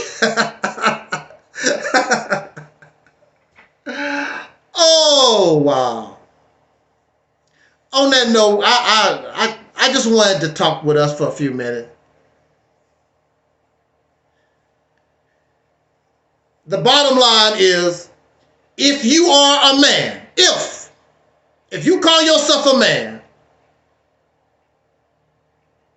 then you're only concerned with the survival of your genes. When you have children outside of yourself, that's not your genes. You're helping another man survive.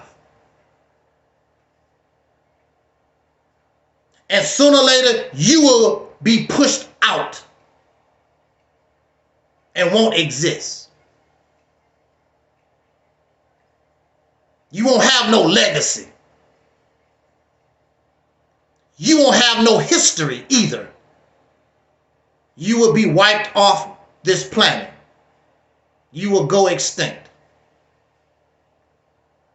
So in order to stay alive, if you got to beg and you got to grovel, whatever you got to do for this woman, then you got to do it. So your genes can survive. Because your genes can't live in another foreign female. Your genes can only live and survive and evolve and mature with her. I ain't too proud to beg. On that note, like I said, I could be in error. I could be wrong. I welcome anyone right now in the chat room. Let me look at if there's anybody with questions on Facebook.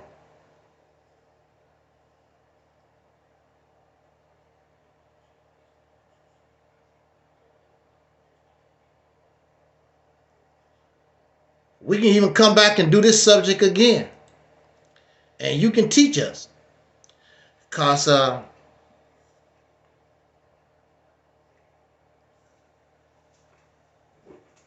don't know everything.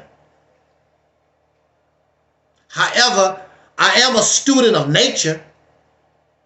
I've been around nature all my life, ever since a little boy. And we have raised animals, purebreds.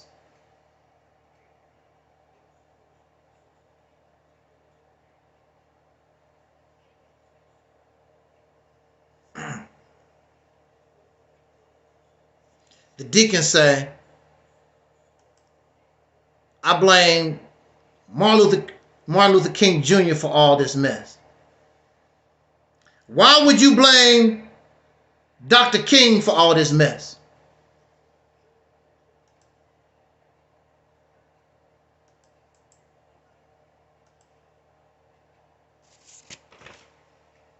I'm just curious. Why would you blame Dr. King for all this mess? To my knowledge, all of Dr. King's children come from a black woman, a black American woman. To my knowledge, even in his family, all of them, to my knowledge, that was close to him, all of them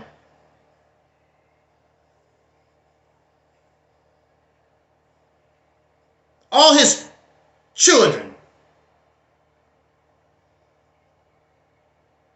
Why would you say that Dr. King started the downfall? How does fighting for justice start the downfall? Because you want to be treated as a human being. How does that start the downfall? That does not start the downfall. There's nothing in Dr. King's agenda. And he talked about intermixing with Caucasian people. He never talked about that. This is what happens because you think I'm free. We was already integrated. Even before the civil rights movement, black people was marrying white folks was marrying black. It goes all the way back to Frederick Douglass. Frederick Douglass was married to a white woman. The boxer, Joe Johnson, whatever his name was, he was married to a white woman in the 1920s. This was way before Martin Luther King was even born. They was doing it.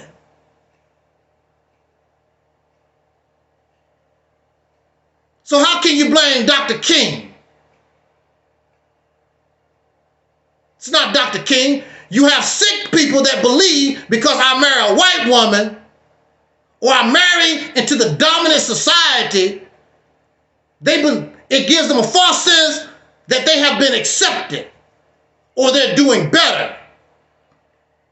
Dr. King has nothing to do with your sickness because you think because now I'm married to a Caucasian person or I've reached a certain point, I'm with these people, the dominant society, I'm better. Dr. King don't have nothing to do with that. Dr. King don't control people's behavior.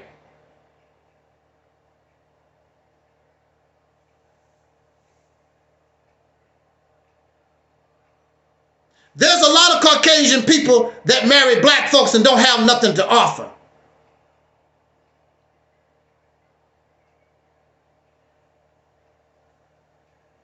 Especially today.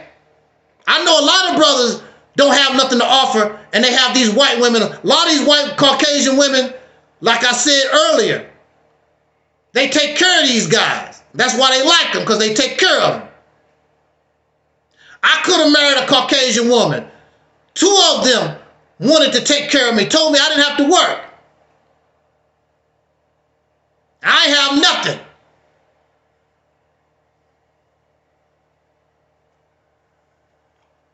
It's not always about you having something. It goes back to your swag, your confidence. What's the name? 2 examples by white women. Britney Spears. Britney Spears married her backup dancer. Made him a millionaire. Elvis Presley's wife fell in love with the pool guy. Tiger Woods fell in love with the nanny. It's according to who you are and how that person feel about you. You don't have to have nothing because you can't talk to money. It's about that connection with another person. And you can connect to another because we're all human beings. This is not about hatred because a man is attracted to a woman is attracted to a man. And that's going to happen. You can't stop that. And we're all human beings. I don't care what a man is in prison for. If he is around certain women, one of those women probably going to be attracted to him because they get to talk and know each other. Next thing you know, she helping that guy get out of jail, prison. There's a jailbreak and whatever. That because men are attracted to women, women are attracted to men, regardless to your race. Frederick Douglass fell in love with this white woman because they worked together and they saw themselves outside of their race. That's just natural life. You can't do nothing about that. But the reason why we're together is because of slavery. That's why we're together.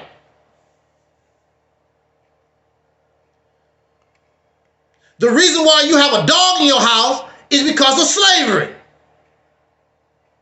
Domestication of the dog, domestication of the cat, and these goldfish. That's why we're together. In a natural environment, we wouldn't be together like that. Because if you go into the wild, the goldfish run away from you, the snake run away from you, the wolves run away from you, the elephants, they don't want nothing to do with you.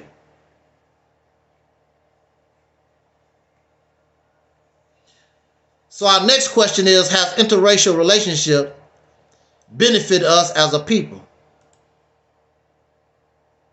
I have to say no. There's no, like we talked about within the last 2 hours, there's no benefit to it. There's no benefit except your ding-a-ling.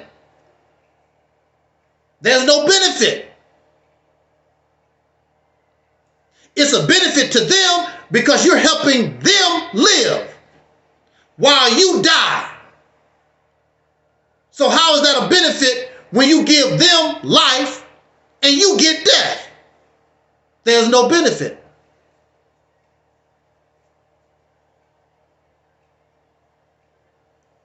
Exactly, but what I'm saying is, how can you blame poor Dr. King?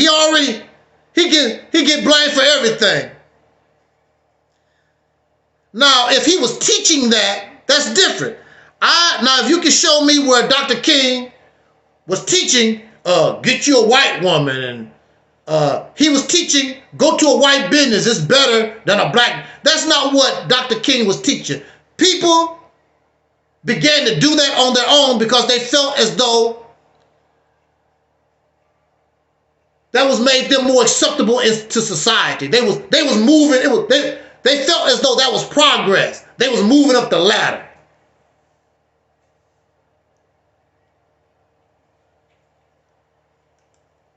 No, he did not. Don't blame that man on that man.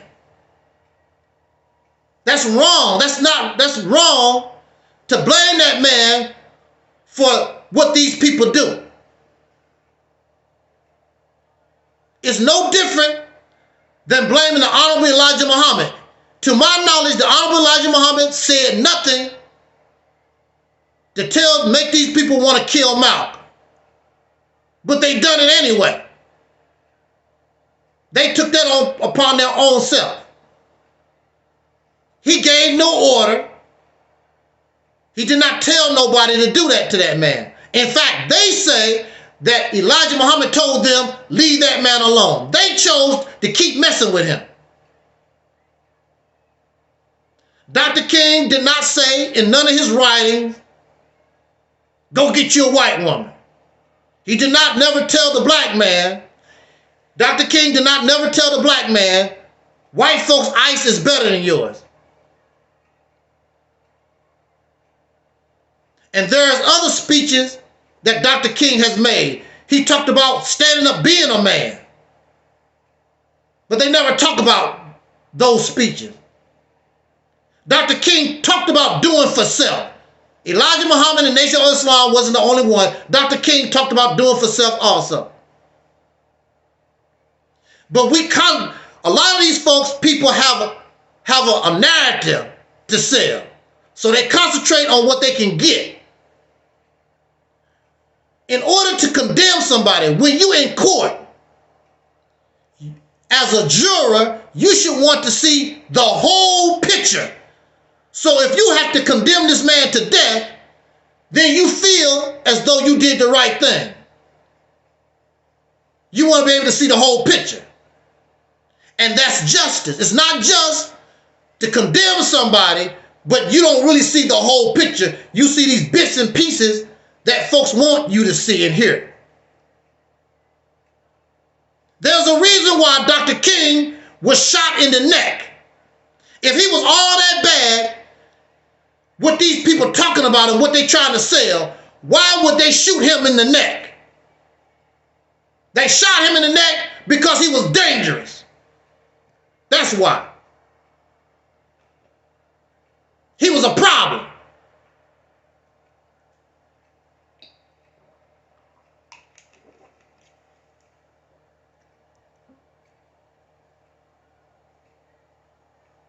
Dr. King is only one person.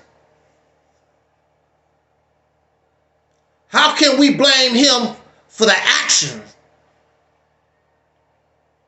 of others that he have no control over? He wasn't no leader like that. And he didn't even talk that way. So how can we blame him for what these folks done? because he didn't teach them that. When you look at the whole picture, you see that the Caucasian people are the ones that sold that narrative, not him. Because it was easier for them to share a lunch counter than help you do for yourself. Because to do that kept you under their thumb, under their control. They sold that narrative. It wasn't him.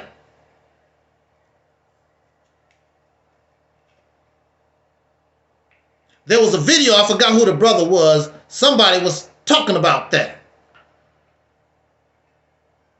Integration is what they sold. They sold that narrative. That wasn't Dr. King's narrative. Dr. King was leave me the hell alone. Treat me like a human being. That was Dr. King's narrative. Their narrative was the integration. Can't we all get along lovey-dovey? That's what they sold. And if you go back and look from the Montgomery boycott all the way to his death, the only thing he talked about was justice, fairness, freedom, justice, and equality. Feeding the hungry. That was his narrative. That's what he was talking about. They are the ones that sold all this.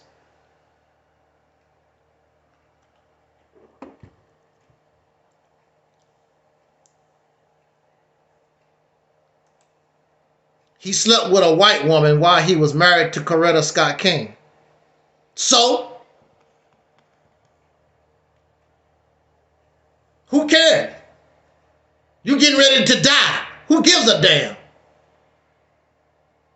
Who cares? Dr. King wasn't perfect. Nobody is perfect like that. Coretta knew about it and she ignored it. So what? Because that is nothing compared to what they was trying to accomplish. There's a lot of preachers that slept with white women and didn't give a damn about us. So what? Dr. King drank a little bit. He also smoked. Personally, I don't give a damn. How would you feel running around, walking in the valley of the shadow of death? Who give a damn? I'm getting ready to die. So what? Dr. King wouldn't run around teaching his morality to nobody. He just wanted justice for the people. He wouldn't run around telling you about the Bible and thou shalt not kill, thou shalt not commit adultery. That's not what he was teaching. Dr. King was out here, I want justice for the black folks. Fight against poverty. He wasn't teaching no Bible and Jesus and morality. Who gives a damn? A lot of these blackity black folks have slept with white folks in their life. I was on a teleconference with those guys that we used to deal with. They admit they slept with white women. So what? Who cares? Who cares? If you live in America, there's an opportunity, there's a chance. You probably could have done it. Or some other woman, a Chinese or whatever. Who cares? It don't make no difference. Sleeping with a white woman, and some of you get drunk, you're drunk. I mean, who the hell is holy and righteous? Living in America. And if you don't do that, you do something else. You steal, you lie, you cheat. Ain't nobody perfect around here. And probably never will be. Because we just imperfect folks. And we are emotional folks. That's just how life is. We get angry, we get upset, we get emotional. That's just life. We make good decisions, we make bad decisions. The problem is when we make more bad decisions than we do make good decisions. That's when we start having problems. That's when we start getting in trouble.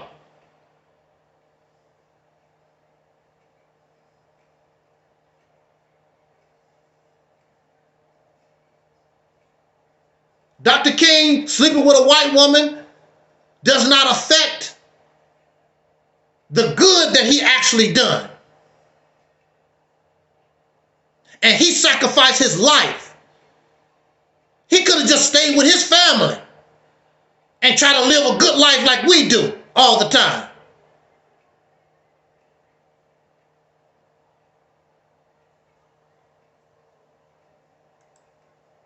So why are we judging brothers on their choice to be in an interracial relationship? I'm not judging nobody. I told you in the beginning, I'm bringing an understanding of what happens to us in our gene. We are destroying our own gene pool. Dr. King didn't get no baby with that white woman. Where's the baby that Dr. King made?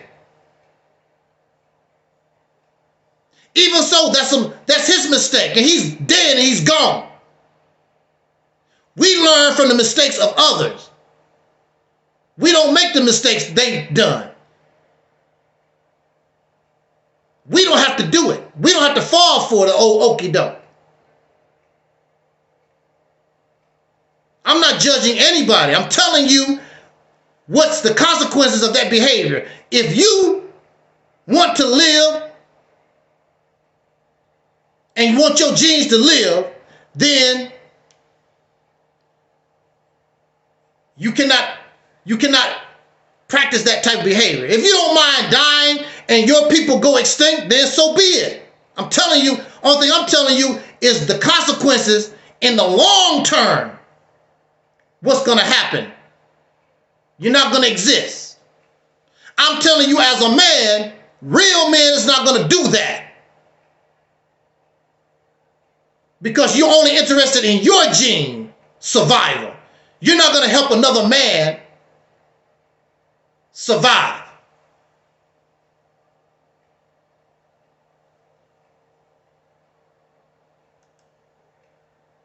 It's a double-edged sword. I get it. I don't know.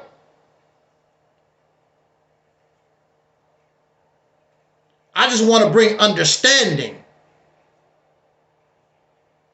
of a consequence. No different than smoking and drinking. Don't drink because you'll mess around and you drive and you'll kill somebody. You can do that if you want to. Then you get caught drinking and driving and you wreck and kill 3 or 4 people. That's the consequence. You was willing to gamble and take the risk. You don't want to exist in the future. That's your choice. I'm just telling you the consequence of the actions in the long term. I was locked up with a young lady and she was drinking. She killed 3 people.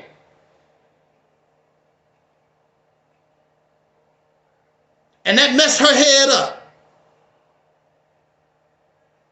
She saw the bodies lying in the streets, and she knows she done it. She saw those lifeless bodies go to the morgue. And they sent her to the crazy house. Her mind was all messed up. And if you want to go through that, knowing what drinking would do, so be it. See, you're not going to be alive to see yourself go extinct.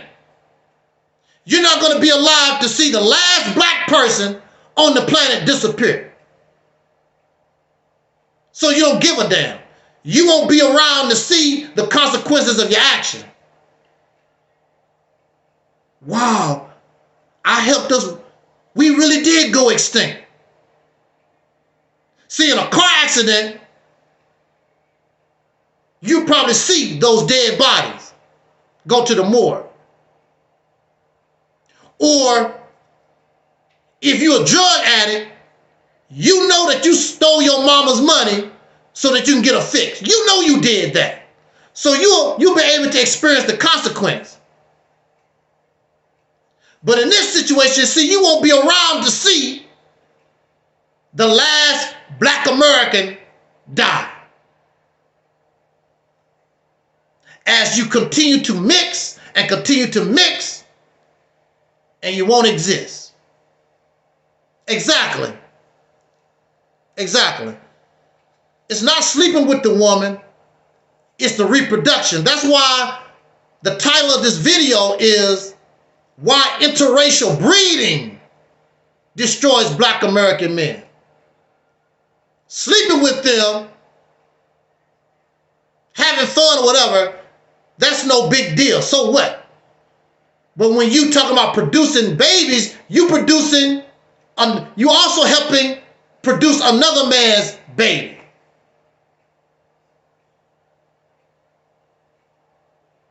And if they breed with somebody other than you, it gets lower and lower and lower until there's nothing else left. And even if we was messing with African people, it's still the same thing, except really it's better for you because we carry a lot of the same physical features and the same looks or whatever. But even with them, and I'm gonna say this before we get out of here. This is what some of us may not know. I was watching this detective story, and it was a woman that she was missing, and they knew she was black, and they did a DNA, and they found out through her DNA she was not a Negro. She was not an African American. They found out that she was born, she came from Africa somewhere. They could tell through the DNA. So that tells us that we're not Africans. They knew, or they could tell through the DNA the difference between a so-called African American and a person from the African continent. So we're different. We're different. They could tell. If we were some kind of African, they could not tell who's an African American or who was born on the continent. Then they actually end up finding who this woman was, and she did. She came from some African country, and they found her relatives or whatever. In fact, she wasn't even in the country that long, a couple of years, a year and a half or something like that. And one of her people murdered her because they was having sex with her. And they were scared she was going to tell the people in the homeland, they would have killed him. That was a pretty good story there. It was a sad ending, but that's what happened in that story.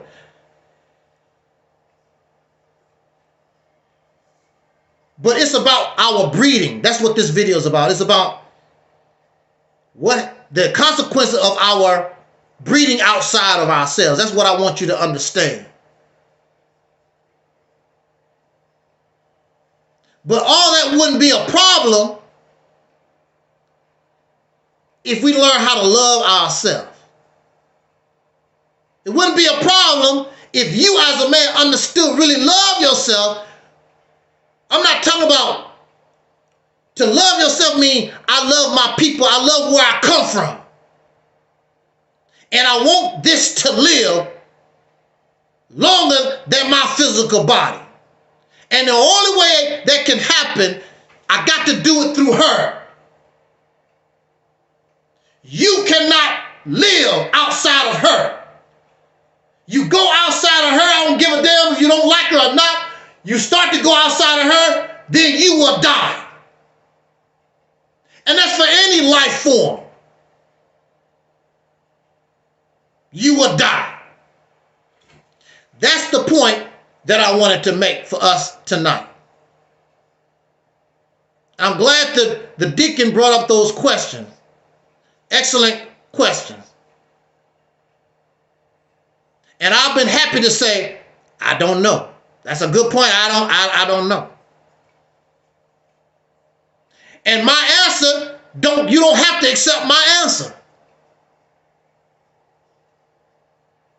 But if you have a better answer, then let's talk about it, let's discuss it and see. It could be better. I can say that's right. I have some questions for that.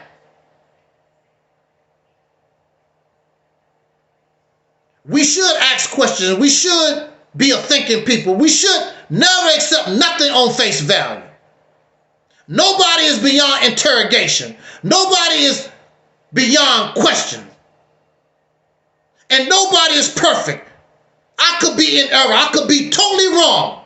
Everything I said in the last 2 hours, I could be wrong.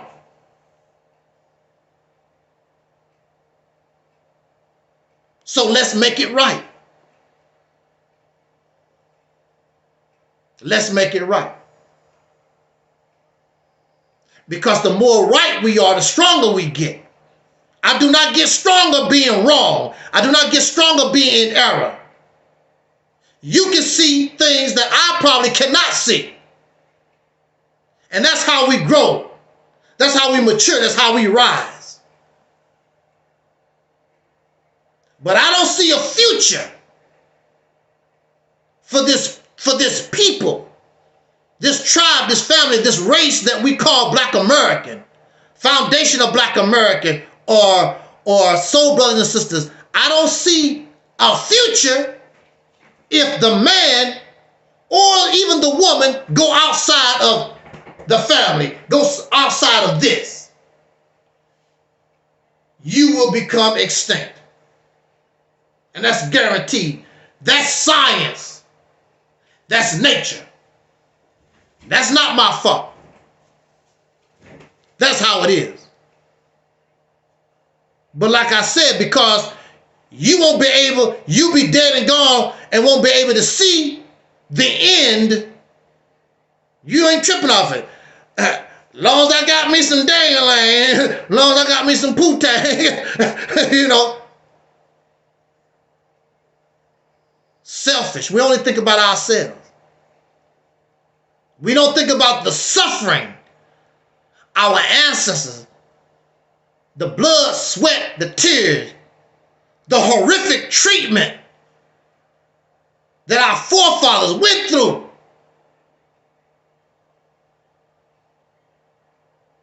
So we can be so pitiful and pathetic. And the only reason they done it, because they didn't have no choice. Slaves, they was caught up in this mess. We don't have to do that. And I'm not talking to you the same way some black conscious person would do it. I'm just trying to bring you understand. I'm not here to judge nobody. I just want you to have an understanding that this is what happens if we do this. No more, no less.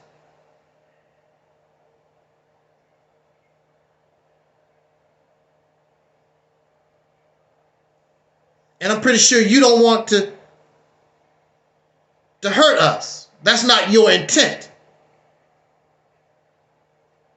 Drinking and smoking and all those different things hurt us, hurt people personally. They also hurt society because people die.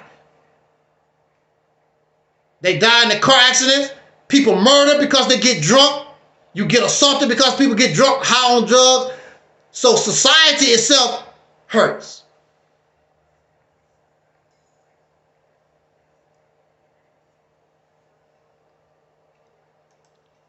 This is why they are not allowing slavery to be taught in school. So that you're not able to feel sorry for yourself. So you're not able to feel for yourself. Oh, that was a long time ago. But these people don't talk that way. The Revolutionary War, the Holocaust, they talk about their hurt and their pain all the time.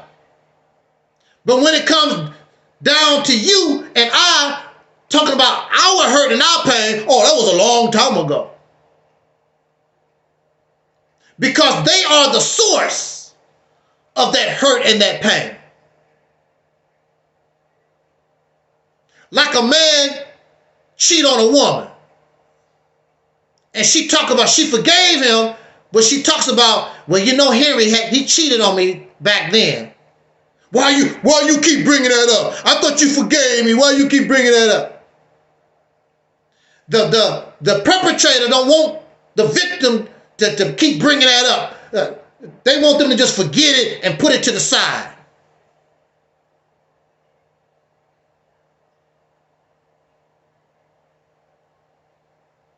Because they did it. Now, if Germany did this to us, or the Palestinians did it to us, they wouldn't care about us talking about it. But they don't want us to talk about it because they done it. And it was legal under the law for over 300 years. And even in our lifetime, they have done dirt to us. In your lifetime. And we always talk about these black folks that get a reality check because they think things is different. A lot of things change. And every time you turn around, you have a Negro on social media. Uh-oh, so-and-so got a reality check. Because times is different. Times ain't no different like that. It's a lot of brothers and sisters in jail, innocent people, and people who are overpunished in these prisons and these jails. That's us. It's no coincidence. According to our population, we got so many people locked up. It's done on purpose. We know this. So how the hell things change? The prison is the new slave plantation. The jail is the new slave plantation. In your lifetime, in our lifetime,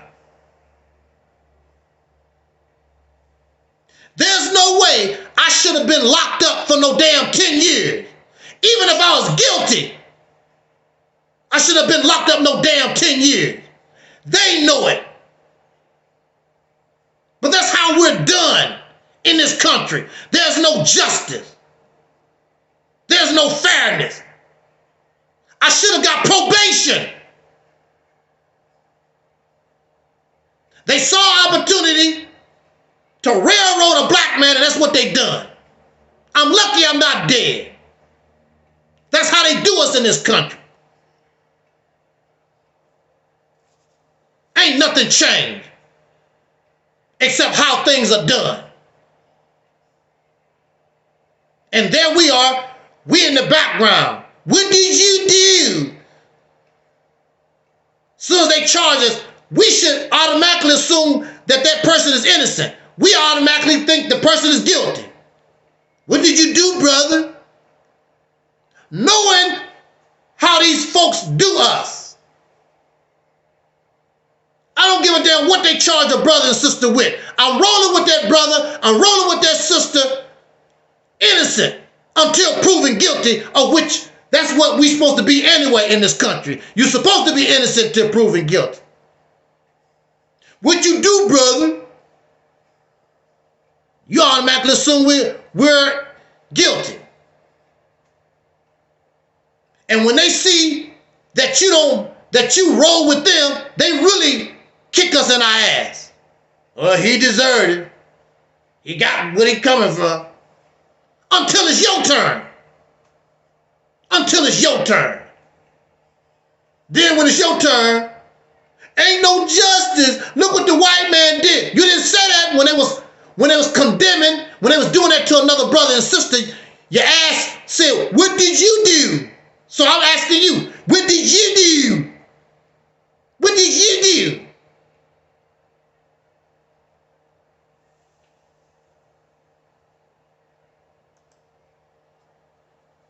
Slave ass country.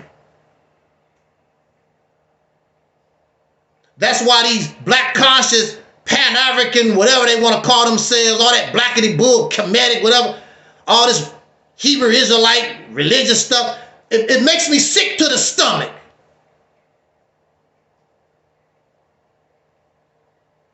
They are part of the problem, not part of the solution. And instead of talking to us, they want to talk at us, and they talk to us like they know it all. I have brought a message to us tonight, and I'm not talking at you, I'm talking with you. I'm trying to get you to understand about a behavior and the consequence of a behavior. I'm not angry at you. I'm not upset with you, with nobody, and I'm not trying to condemn nobody, because I understand. I want you to understand.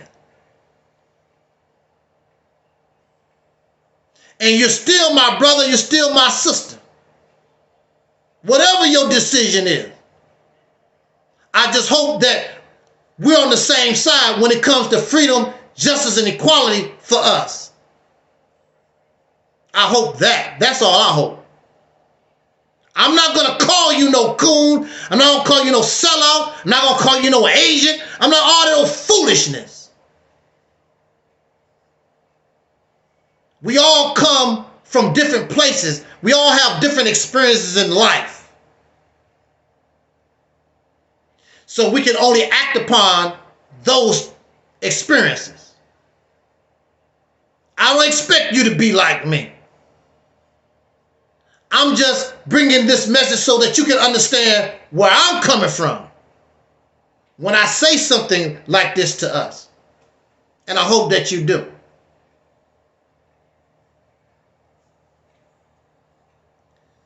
So once again,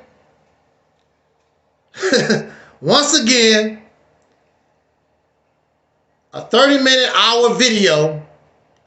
We going on almost 3 hours. It just never fails. It never fails. Never fails. But again, like they say in the church, when the Holy Ghost, when the Spirit hits you, you got to go where that goes. You got to follow that energy, that power. And a lot of times I talk to us and I use notes, which I did. I used a little bit of notes, very tiny. I wanted to speak from the heart. I shouldn't have to make a speech out of it. I should be able to speak from the heart.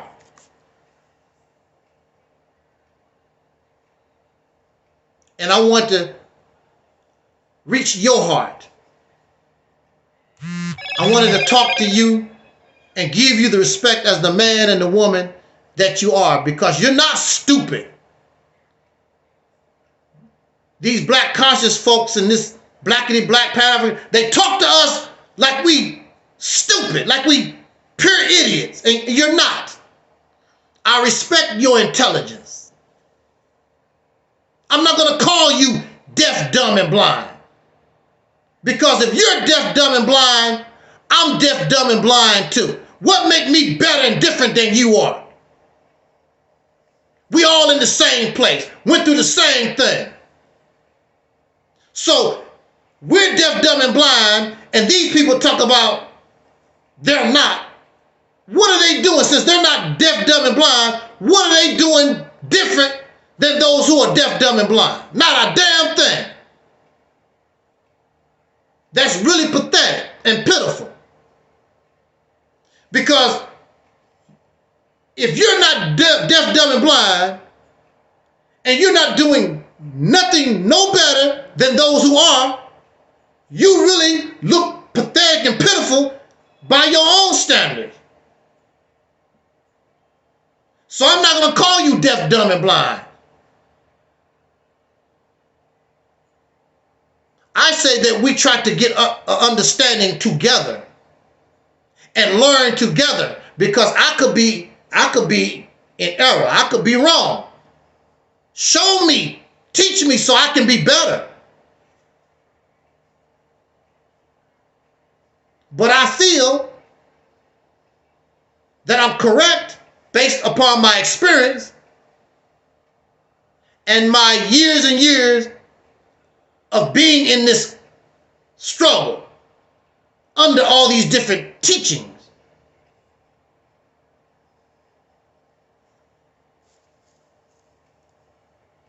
Some of it is nonsense,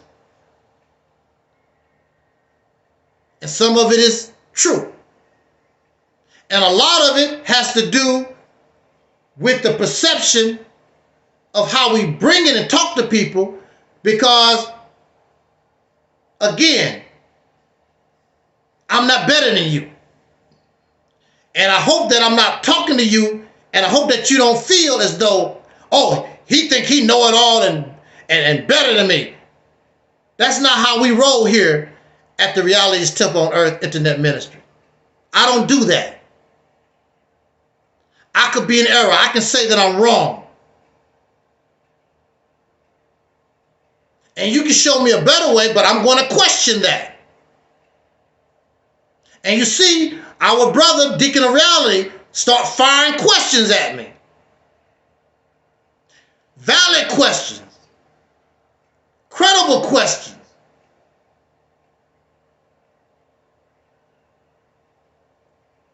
And I can only offer my opinion. Or I can just say, I never thought about it that way. I don't know.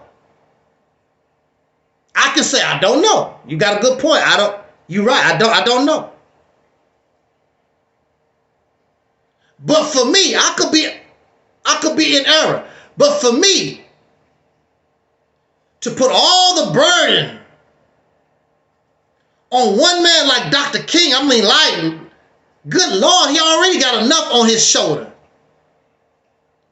And to say that all this is because of Dr. King, I don't think that's fair. I just don't think that's fair. Because he's not in control of all these other minds, and he did not teach those things. So I don't think that's fair. If he actually was teaching that, I could understand, but that's not what he was teaching. That's not how he was rolling. That was the narrative the government took, and the media. That's what they done. Because I know I grew up in the South during Jim Crow. I don't remember no brothers and sisters running around talking about, yeah, I sure be glad to go so I can go to the lunch counter, be with these white folks. Most black people was not interested in going to the lunch counter and eating with white folks. I know none of my people was. They weren't interested in that. They wasn't interested in marrying white folks. I didn't see Caucasian people like that. It was very rare that I saw Caucasian people for years and years and years. I wasn't around Caucasian people like that. So I don't know where all this stuff is coming from and blame Dr. King. In fact, I would say it was probably more city type people that was engaged in that type of activity, more so than black folks in the South. Why would black folks in the South want to run to and want to be around white folks like that after getting your ass whooped and terrorized? That don't make no sense. That type of behavior was probably from city folks, somebody that probably even live in the South. Because I know my community, our people didn't do that. That wasn't their behavior. We were still doing our own thing, supporting our own little country grocery stores and whatever that was in the community. That was still going on. So I don't know where that was coming from.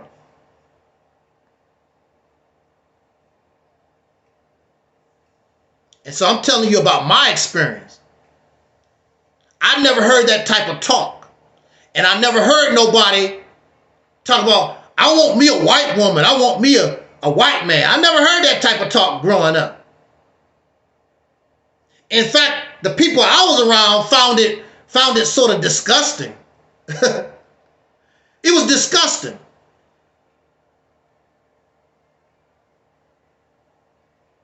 And when I was growing up, the only thing a brother wanted a white woman for was to do the oral sex thing, because they was watching these pornos. They didn't want no white woman like that. They called her a freak. And when you wanted to go freaky, you go get your white woman, do your little freakiness, get you a Caucasian prostitute, then you go home and be happy. That's what I saw with my own eyes. I saw the brothers do. But they wasn't, I got to get me a white woman, married, I'm in love with a white woman. No, she was something that they used because they was tripping on those porn movies and they wanted to experience the ding-a-ling lapping thing, because back when I was growing up, black women did not do that. Ooh, that's nasty and disgusting. Black women did not do the oral sex thing. It was nasty and disgusting. But now that we are integrated and they teach us and we are under their influence, of course now we don't have no problem with it. But when I was growing up, that was nasty. It was disgusting. It was freaky. Now people brag about it. Girl, I took that dang-a-lang and what? When I was growing up, you did that, people frowned up and like, ooh, you disgusting. Now we just as nasty and foul and filthy like them. And they always was like that, except they try to keep it on the down low. But now it's all out in the open. All the filth they ever done in secret is all out in the open for everybody to see. And they don't care because now they got you doing it. So you can't talk about them because you nasty and filthy too.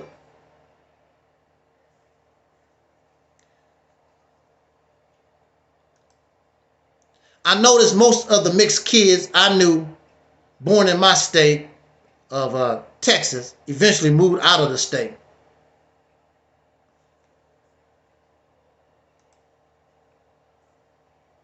I have mixed relatives.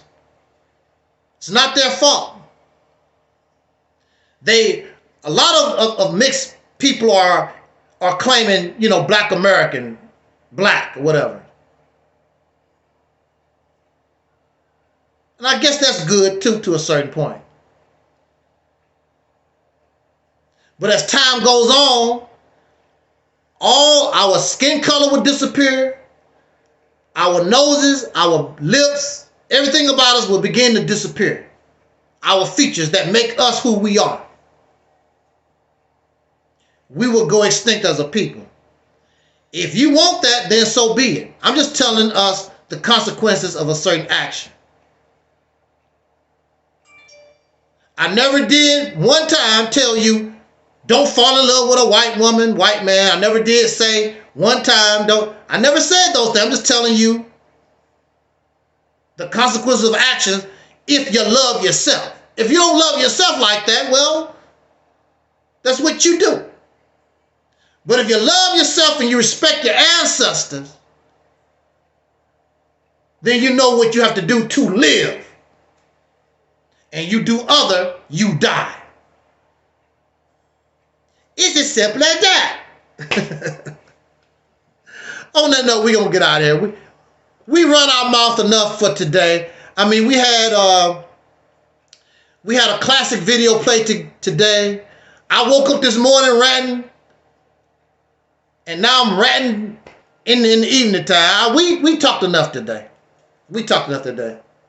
And I still could have talked some more, because those of you who are subscribed to the channel, you see I have scheduled the Black Conscious Community I'm paraphrasing. The black conscious community suffers from David Ruffin syndrome.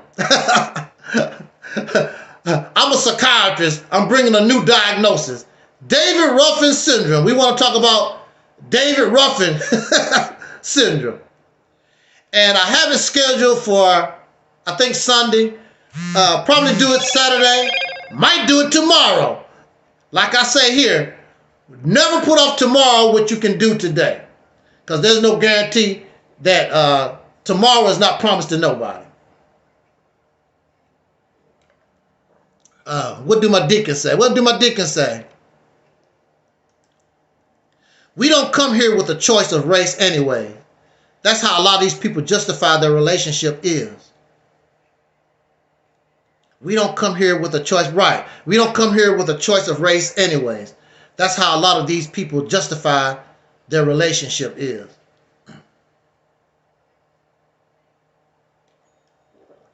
One of these days, all this won't mean too much of nothing. But right now, we have to protect ourselves. Right now, unfortunately, we are born in this situation. But one of these days, people won't trip off of it no more.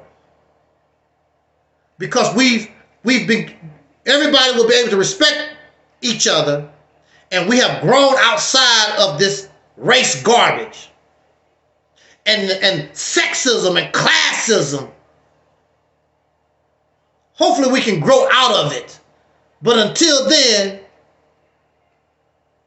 we should protect ourselves if we want to survive, to see that day.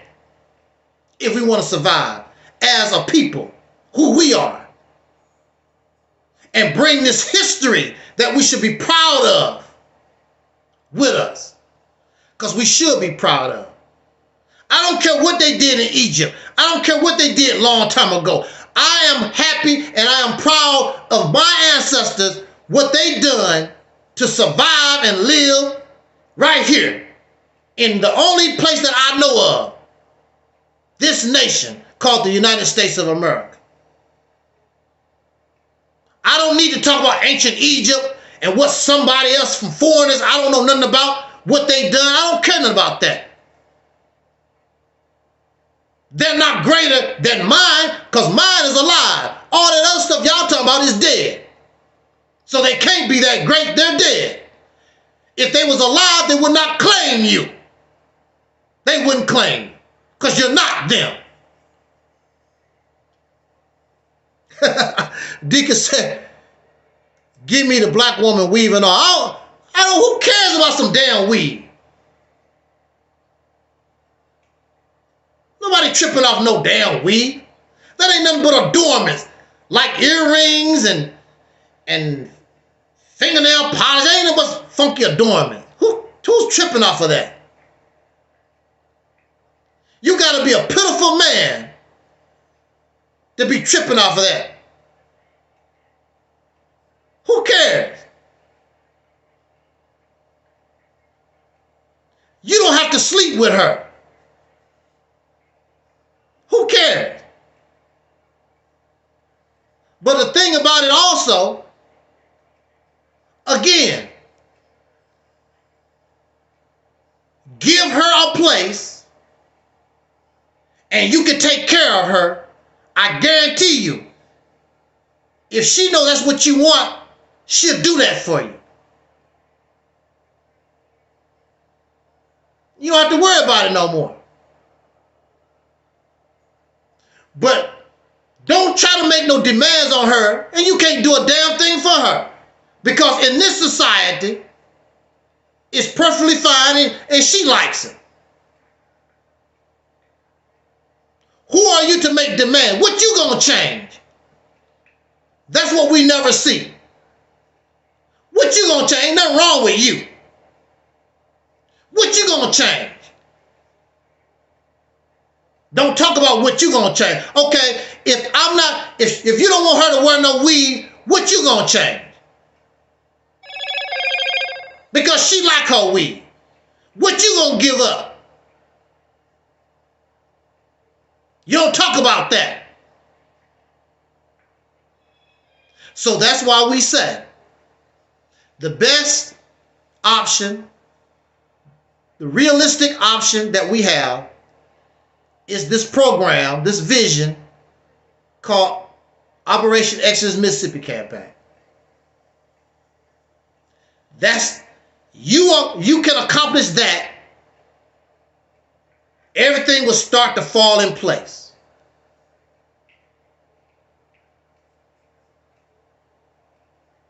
I guarantee it.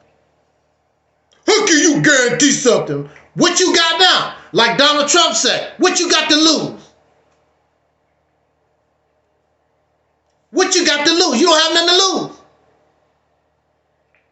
Either you gonna win big or you gonna lose big. One or the other. We already losing big every damn day. So you can only win big. There's only one option that you got. And you got it. You are intelligent. You have the talent. You have the money. You have the education. You have the time. Everything is right for you to do what you need to do. But if you miss this time, it's probably over.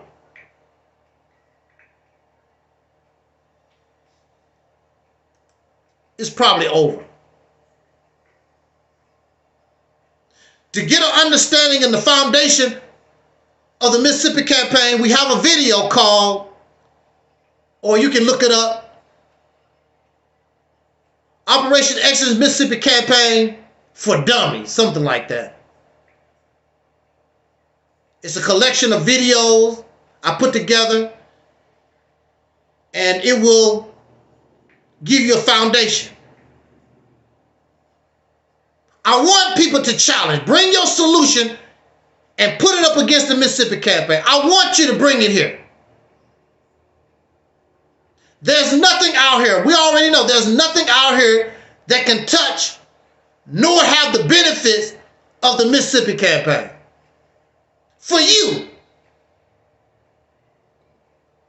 It's not for an organization for a certain, no, it is for us, and all of us will be participating. And the first place we want to see if the people of Mississippi are ready. If they're not ready, you don't need to do nothing because they're not worthy. Maybe brothers and sisters in another state are ready, because that's a losing proposition. If the people who actually live there already don't want to do a damn thing, you're wasting your time. But if they ready, woo! But see, they can't get ready about something they don't know anything about. So once they know, and it looks like they're ready, woo! It's on and popping. And our people across the nation will support the effort because they will see you put in the work and they will see you producing. They like, damn, Mississippi got it going on, y'all. Let's do it.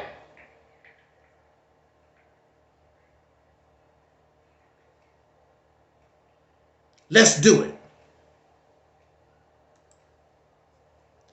That's the beginning of our on the road to that promised land that Dr. King spoke of. It's not going to come to you out the sky. You got to go for it with your own hands and using your own mind. What a wonderful, woo, man. I could see it clearly.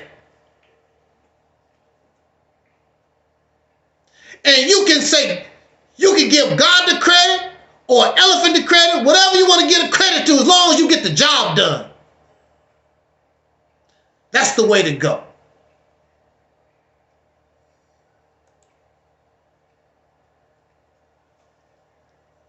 So on that note, let's get out of here. We've talked enough for today. And subscribe, like, share. Please share. If you want to create another YouTube channel and you want to copy these videos, do it. We should make more channels and copy these videos.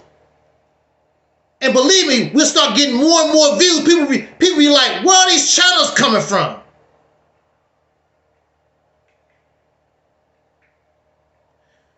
The message that we have here is stronger and better than anything out there.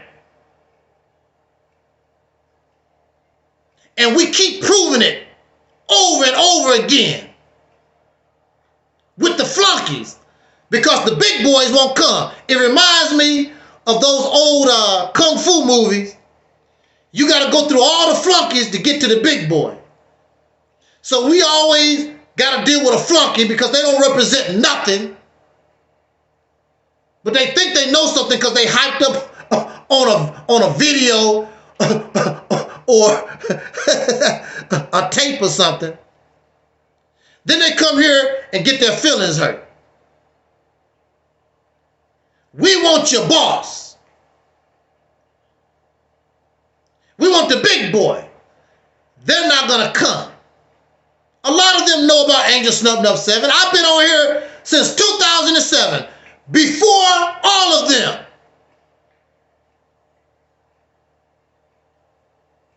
How many of them was here before 2007?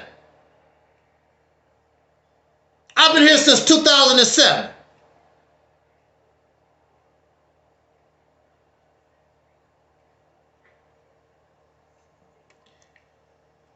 And had a lot of videos out here. A lot of these folks, a lot of them, they know who the hell I am. They don't want to mess with me.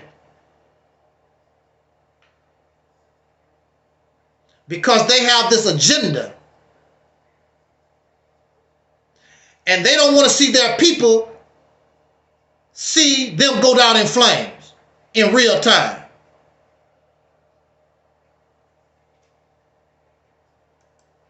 So you know when you're lost and you know when you win. And when you lose, you can talk about how you won all you want to. Folks know when we win and when we lose. I've had people come here, I beat him in a debate. You ain't beat nothing. You know you lost. You don't have nothing coming. I'm not going to let your little tiddlywink fictional fairy tale confused garbage fly. You ain't win nothing. You can think all you want to. And other people can tell you, you showed it, out debated it, whatever.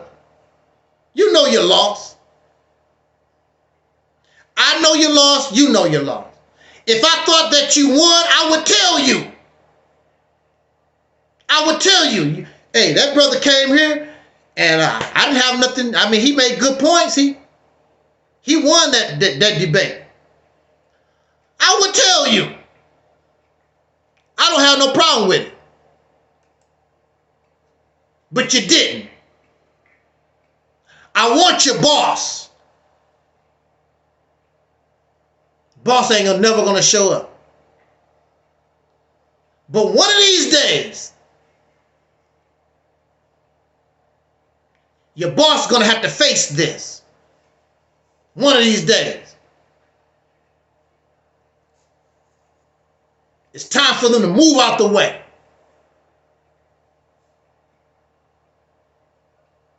Time for all these losers to get the hell out the way so that y'all can win.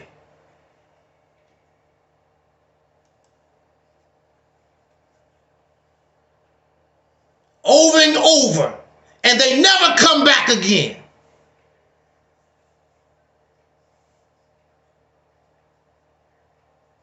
I even invite the suckers that was here before.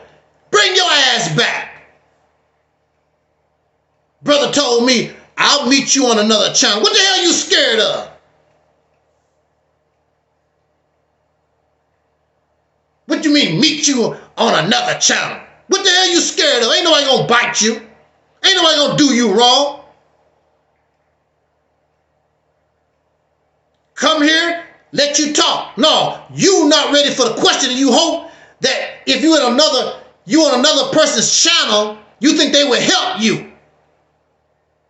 You think the audience will help you, cheer for you, whatever. I don't give a damn how much they cheer, how much they help. Not going to help you none.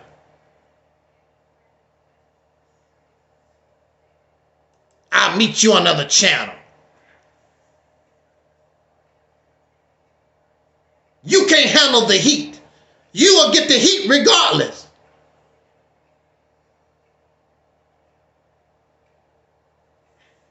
Pitiful. Your stuff is out of date. It don't stand. It's archaic. You don't want to accept that. This is 2024, not 1934. There's similarities, but it's still different. Trying to follow dead folks. So you're trying to follow dead folks. Your wisdom stop where theirs stop. You can't continue.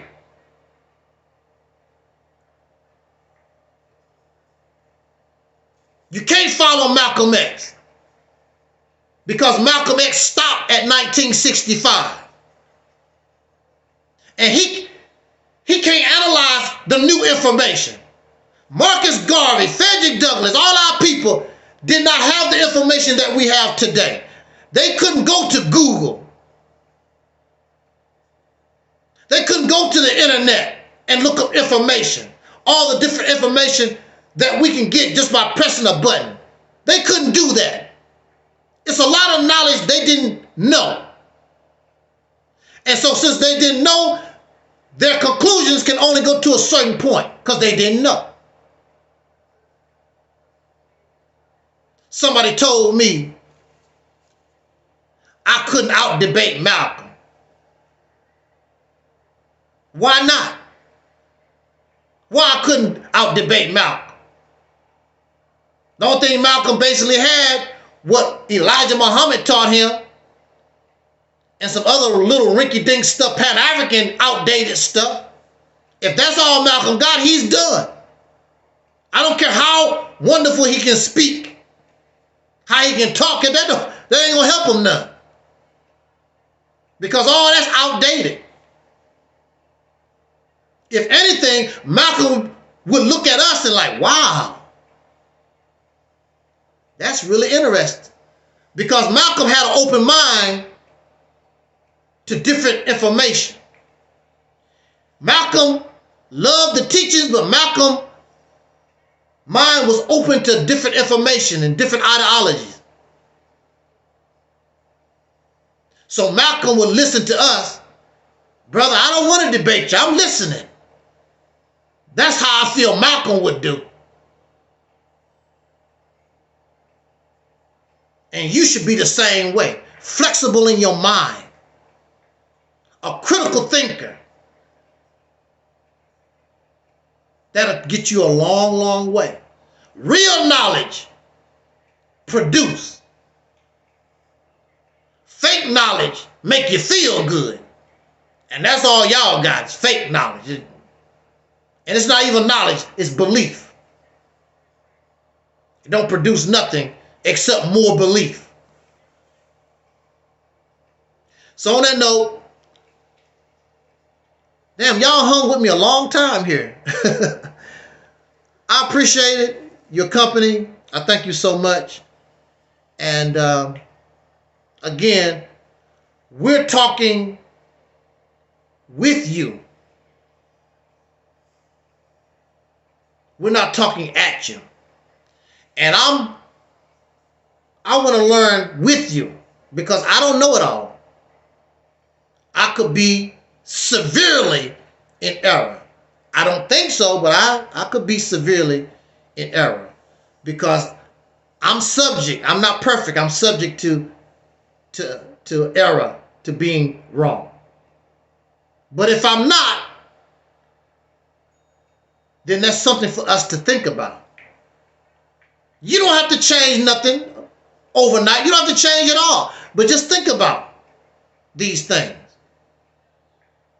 We should not be advocating our own self-destruction.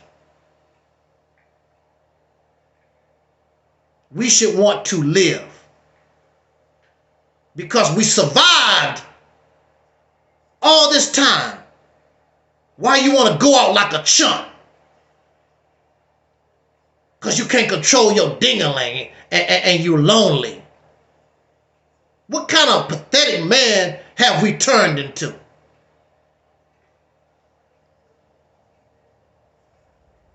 Let's get out of here. Jot down your comments. Again, thank the Deacons of Reality for always being here in support of our platform. I saw Brother Don Anderson. I don't know if he's still here. Thank you so much. Brother Denzel in the chat room. A brother or a sister. I don't know if it's a brother or sister. Zapata over there. Our Facebook messed around and went out. So I'm going to have to re-upload this on Facebook. It went out on us. But I appreciate it. It's always an honor to talk with us. I thank you so much. And just like our ancestor, Don Cornelius used to say in parting, I wish us love, peace, and soul. And we are Audi 5000.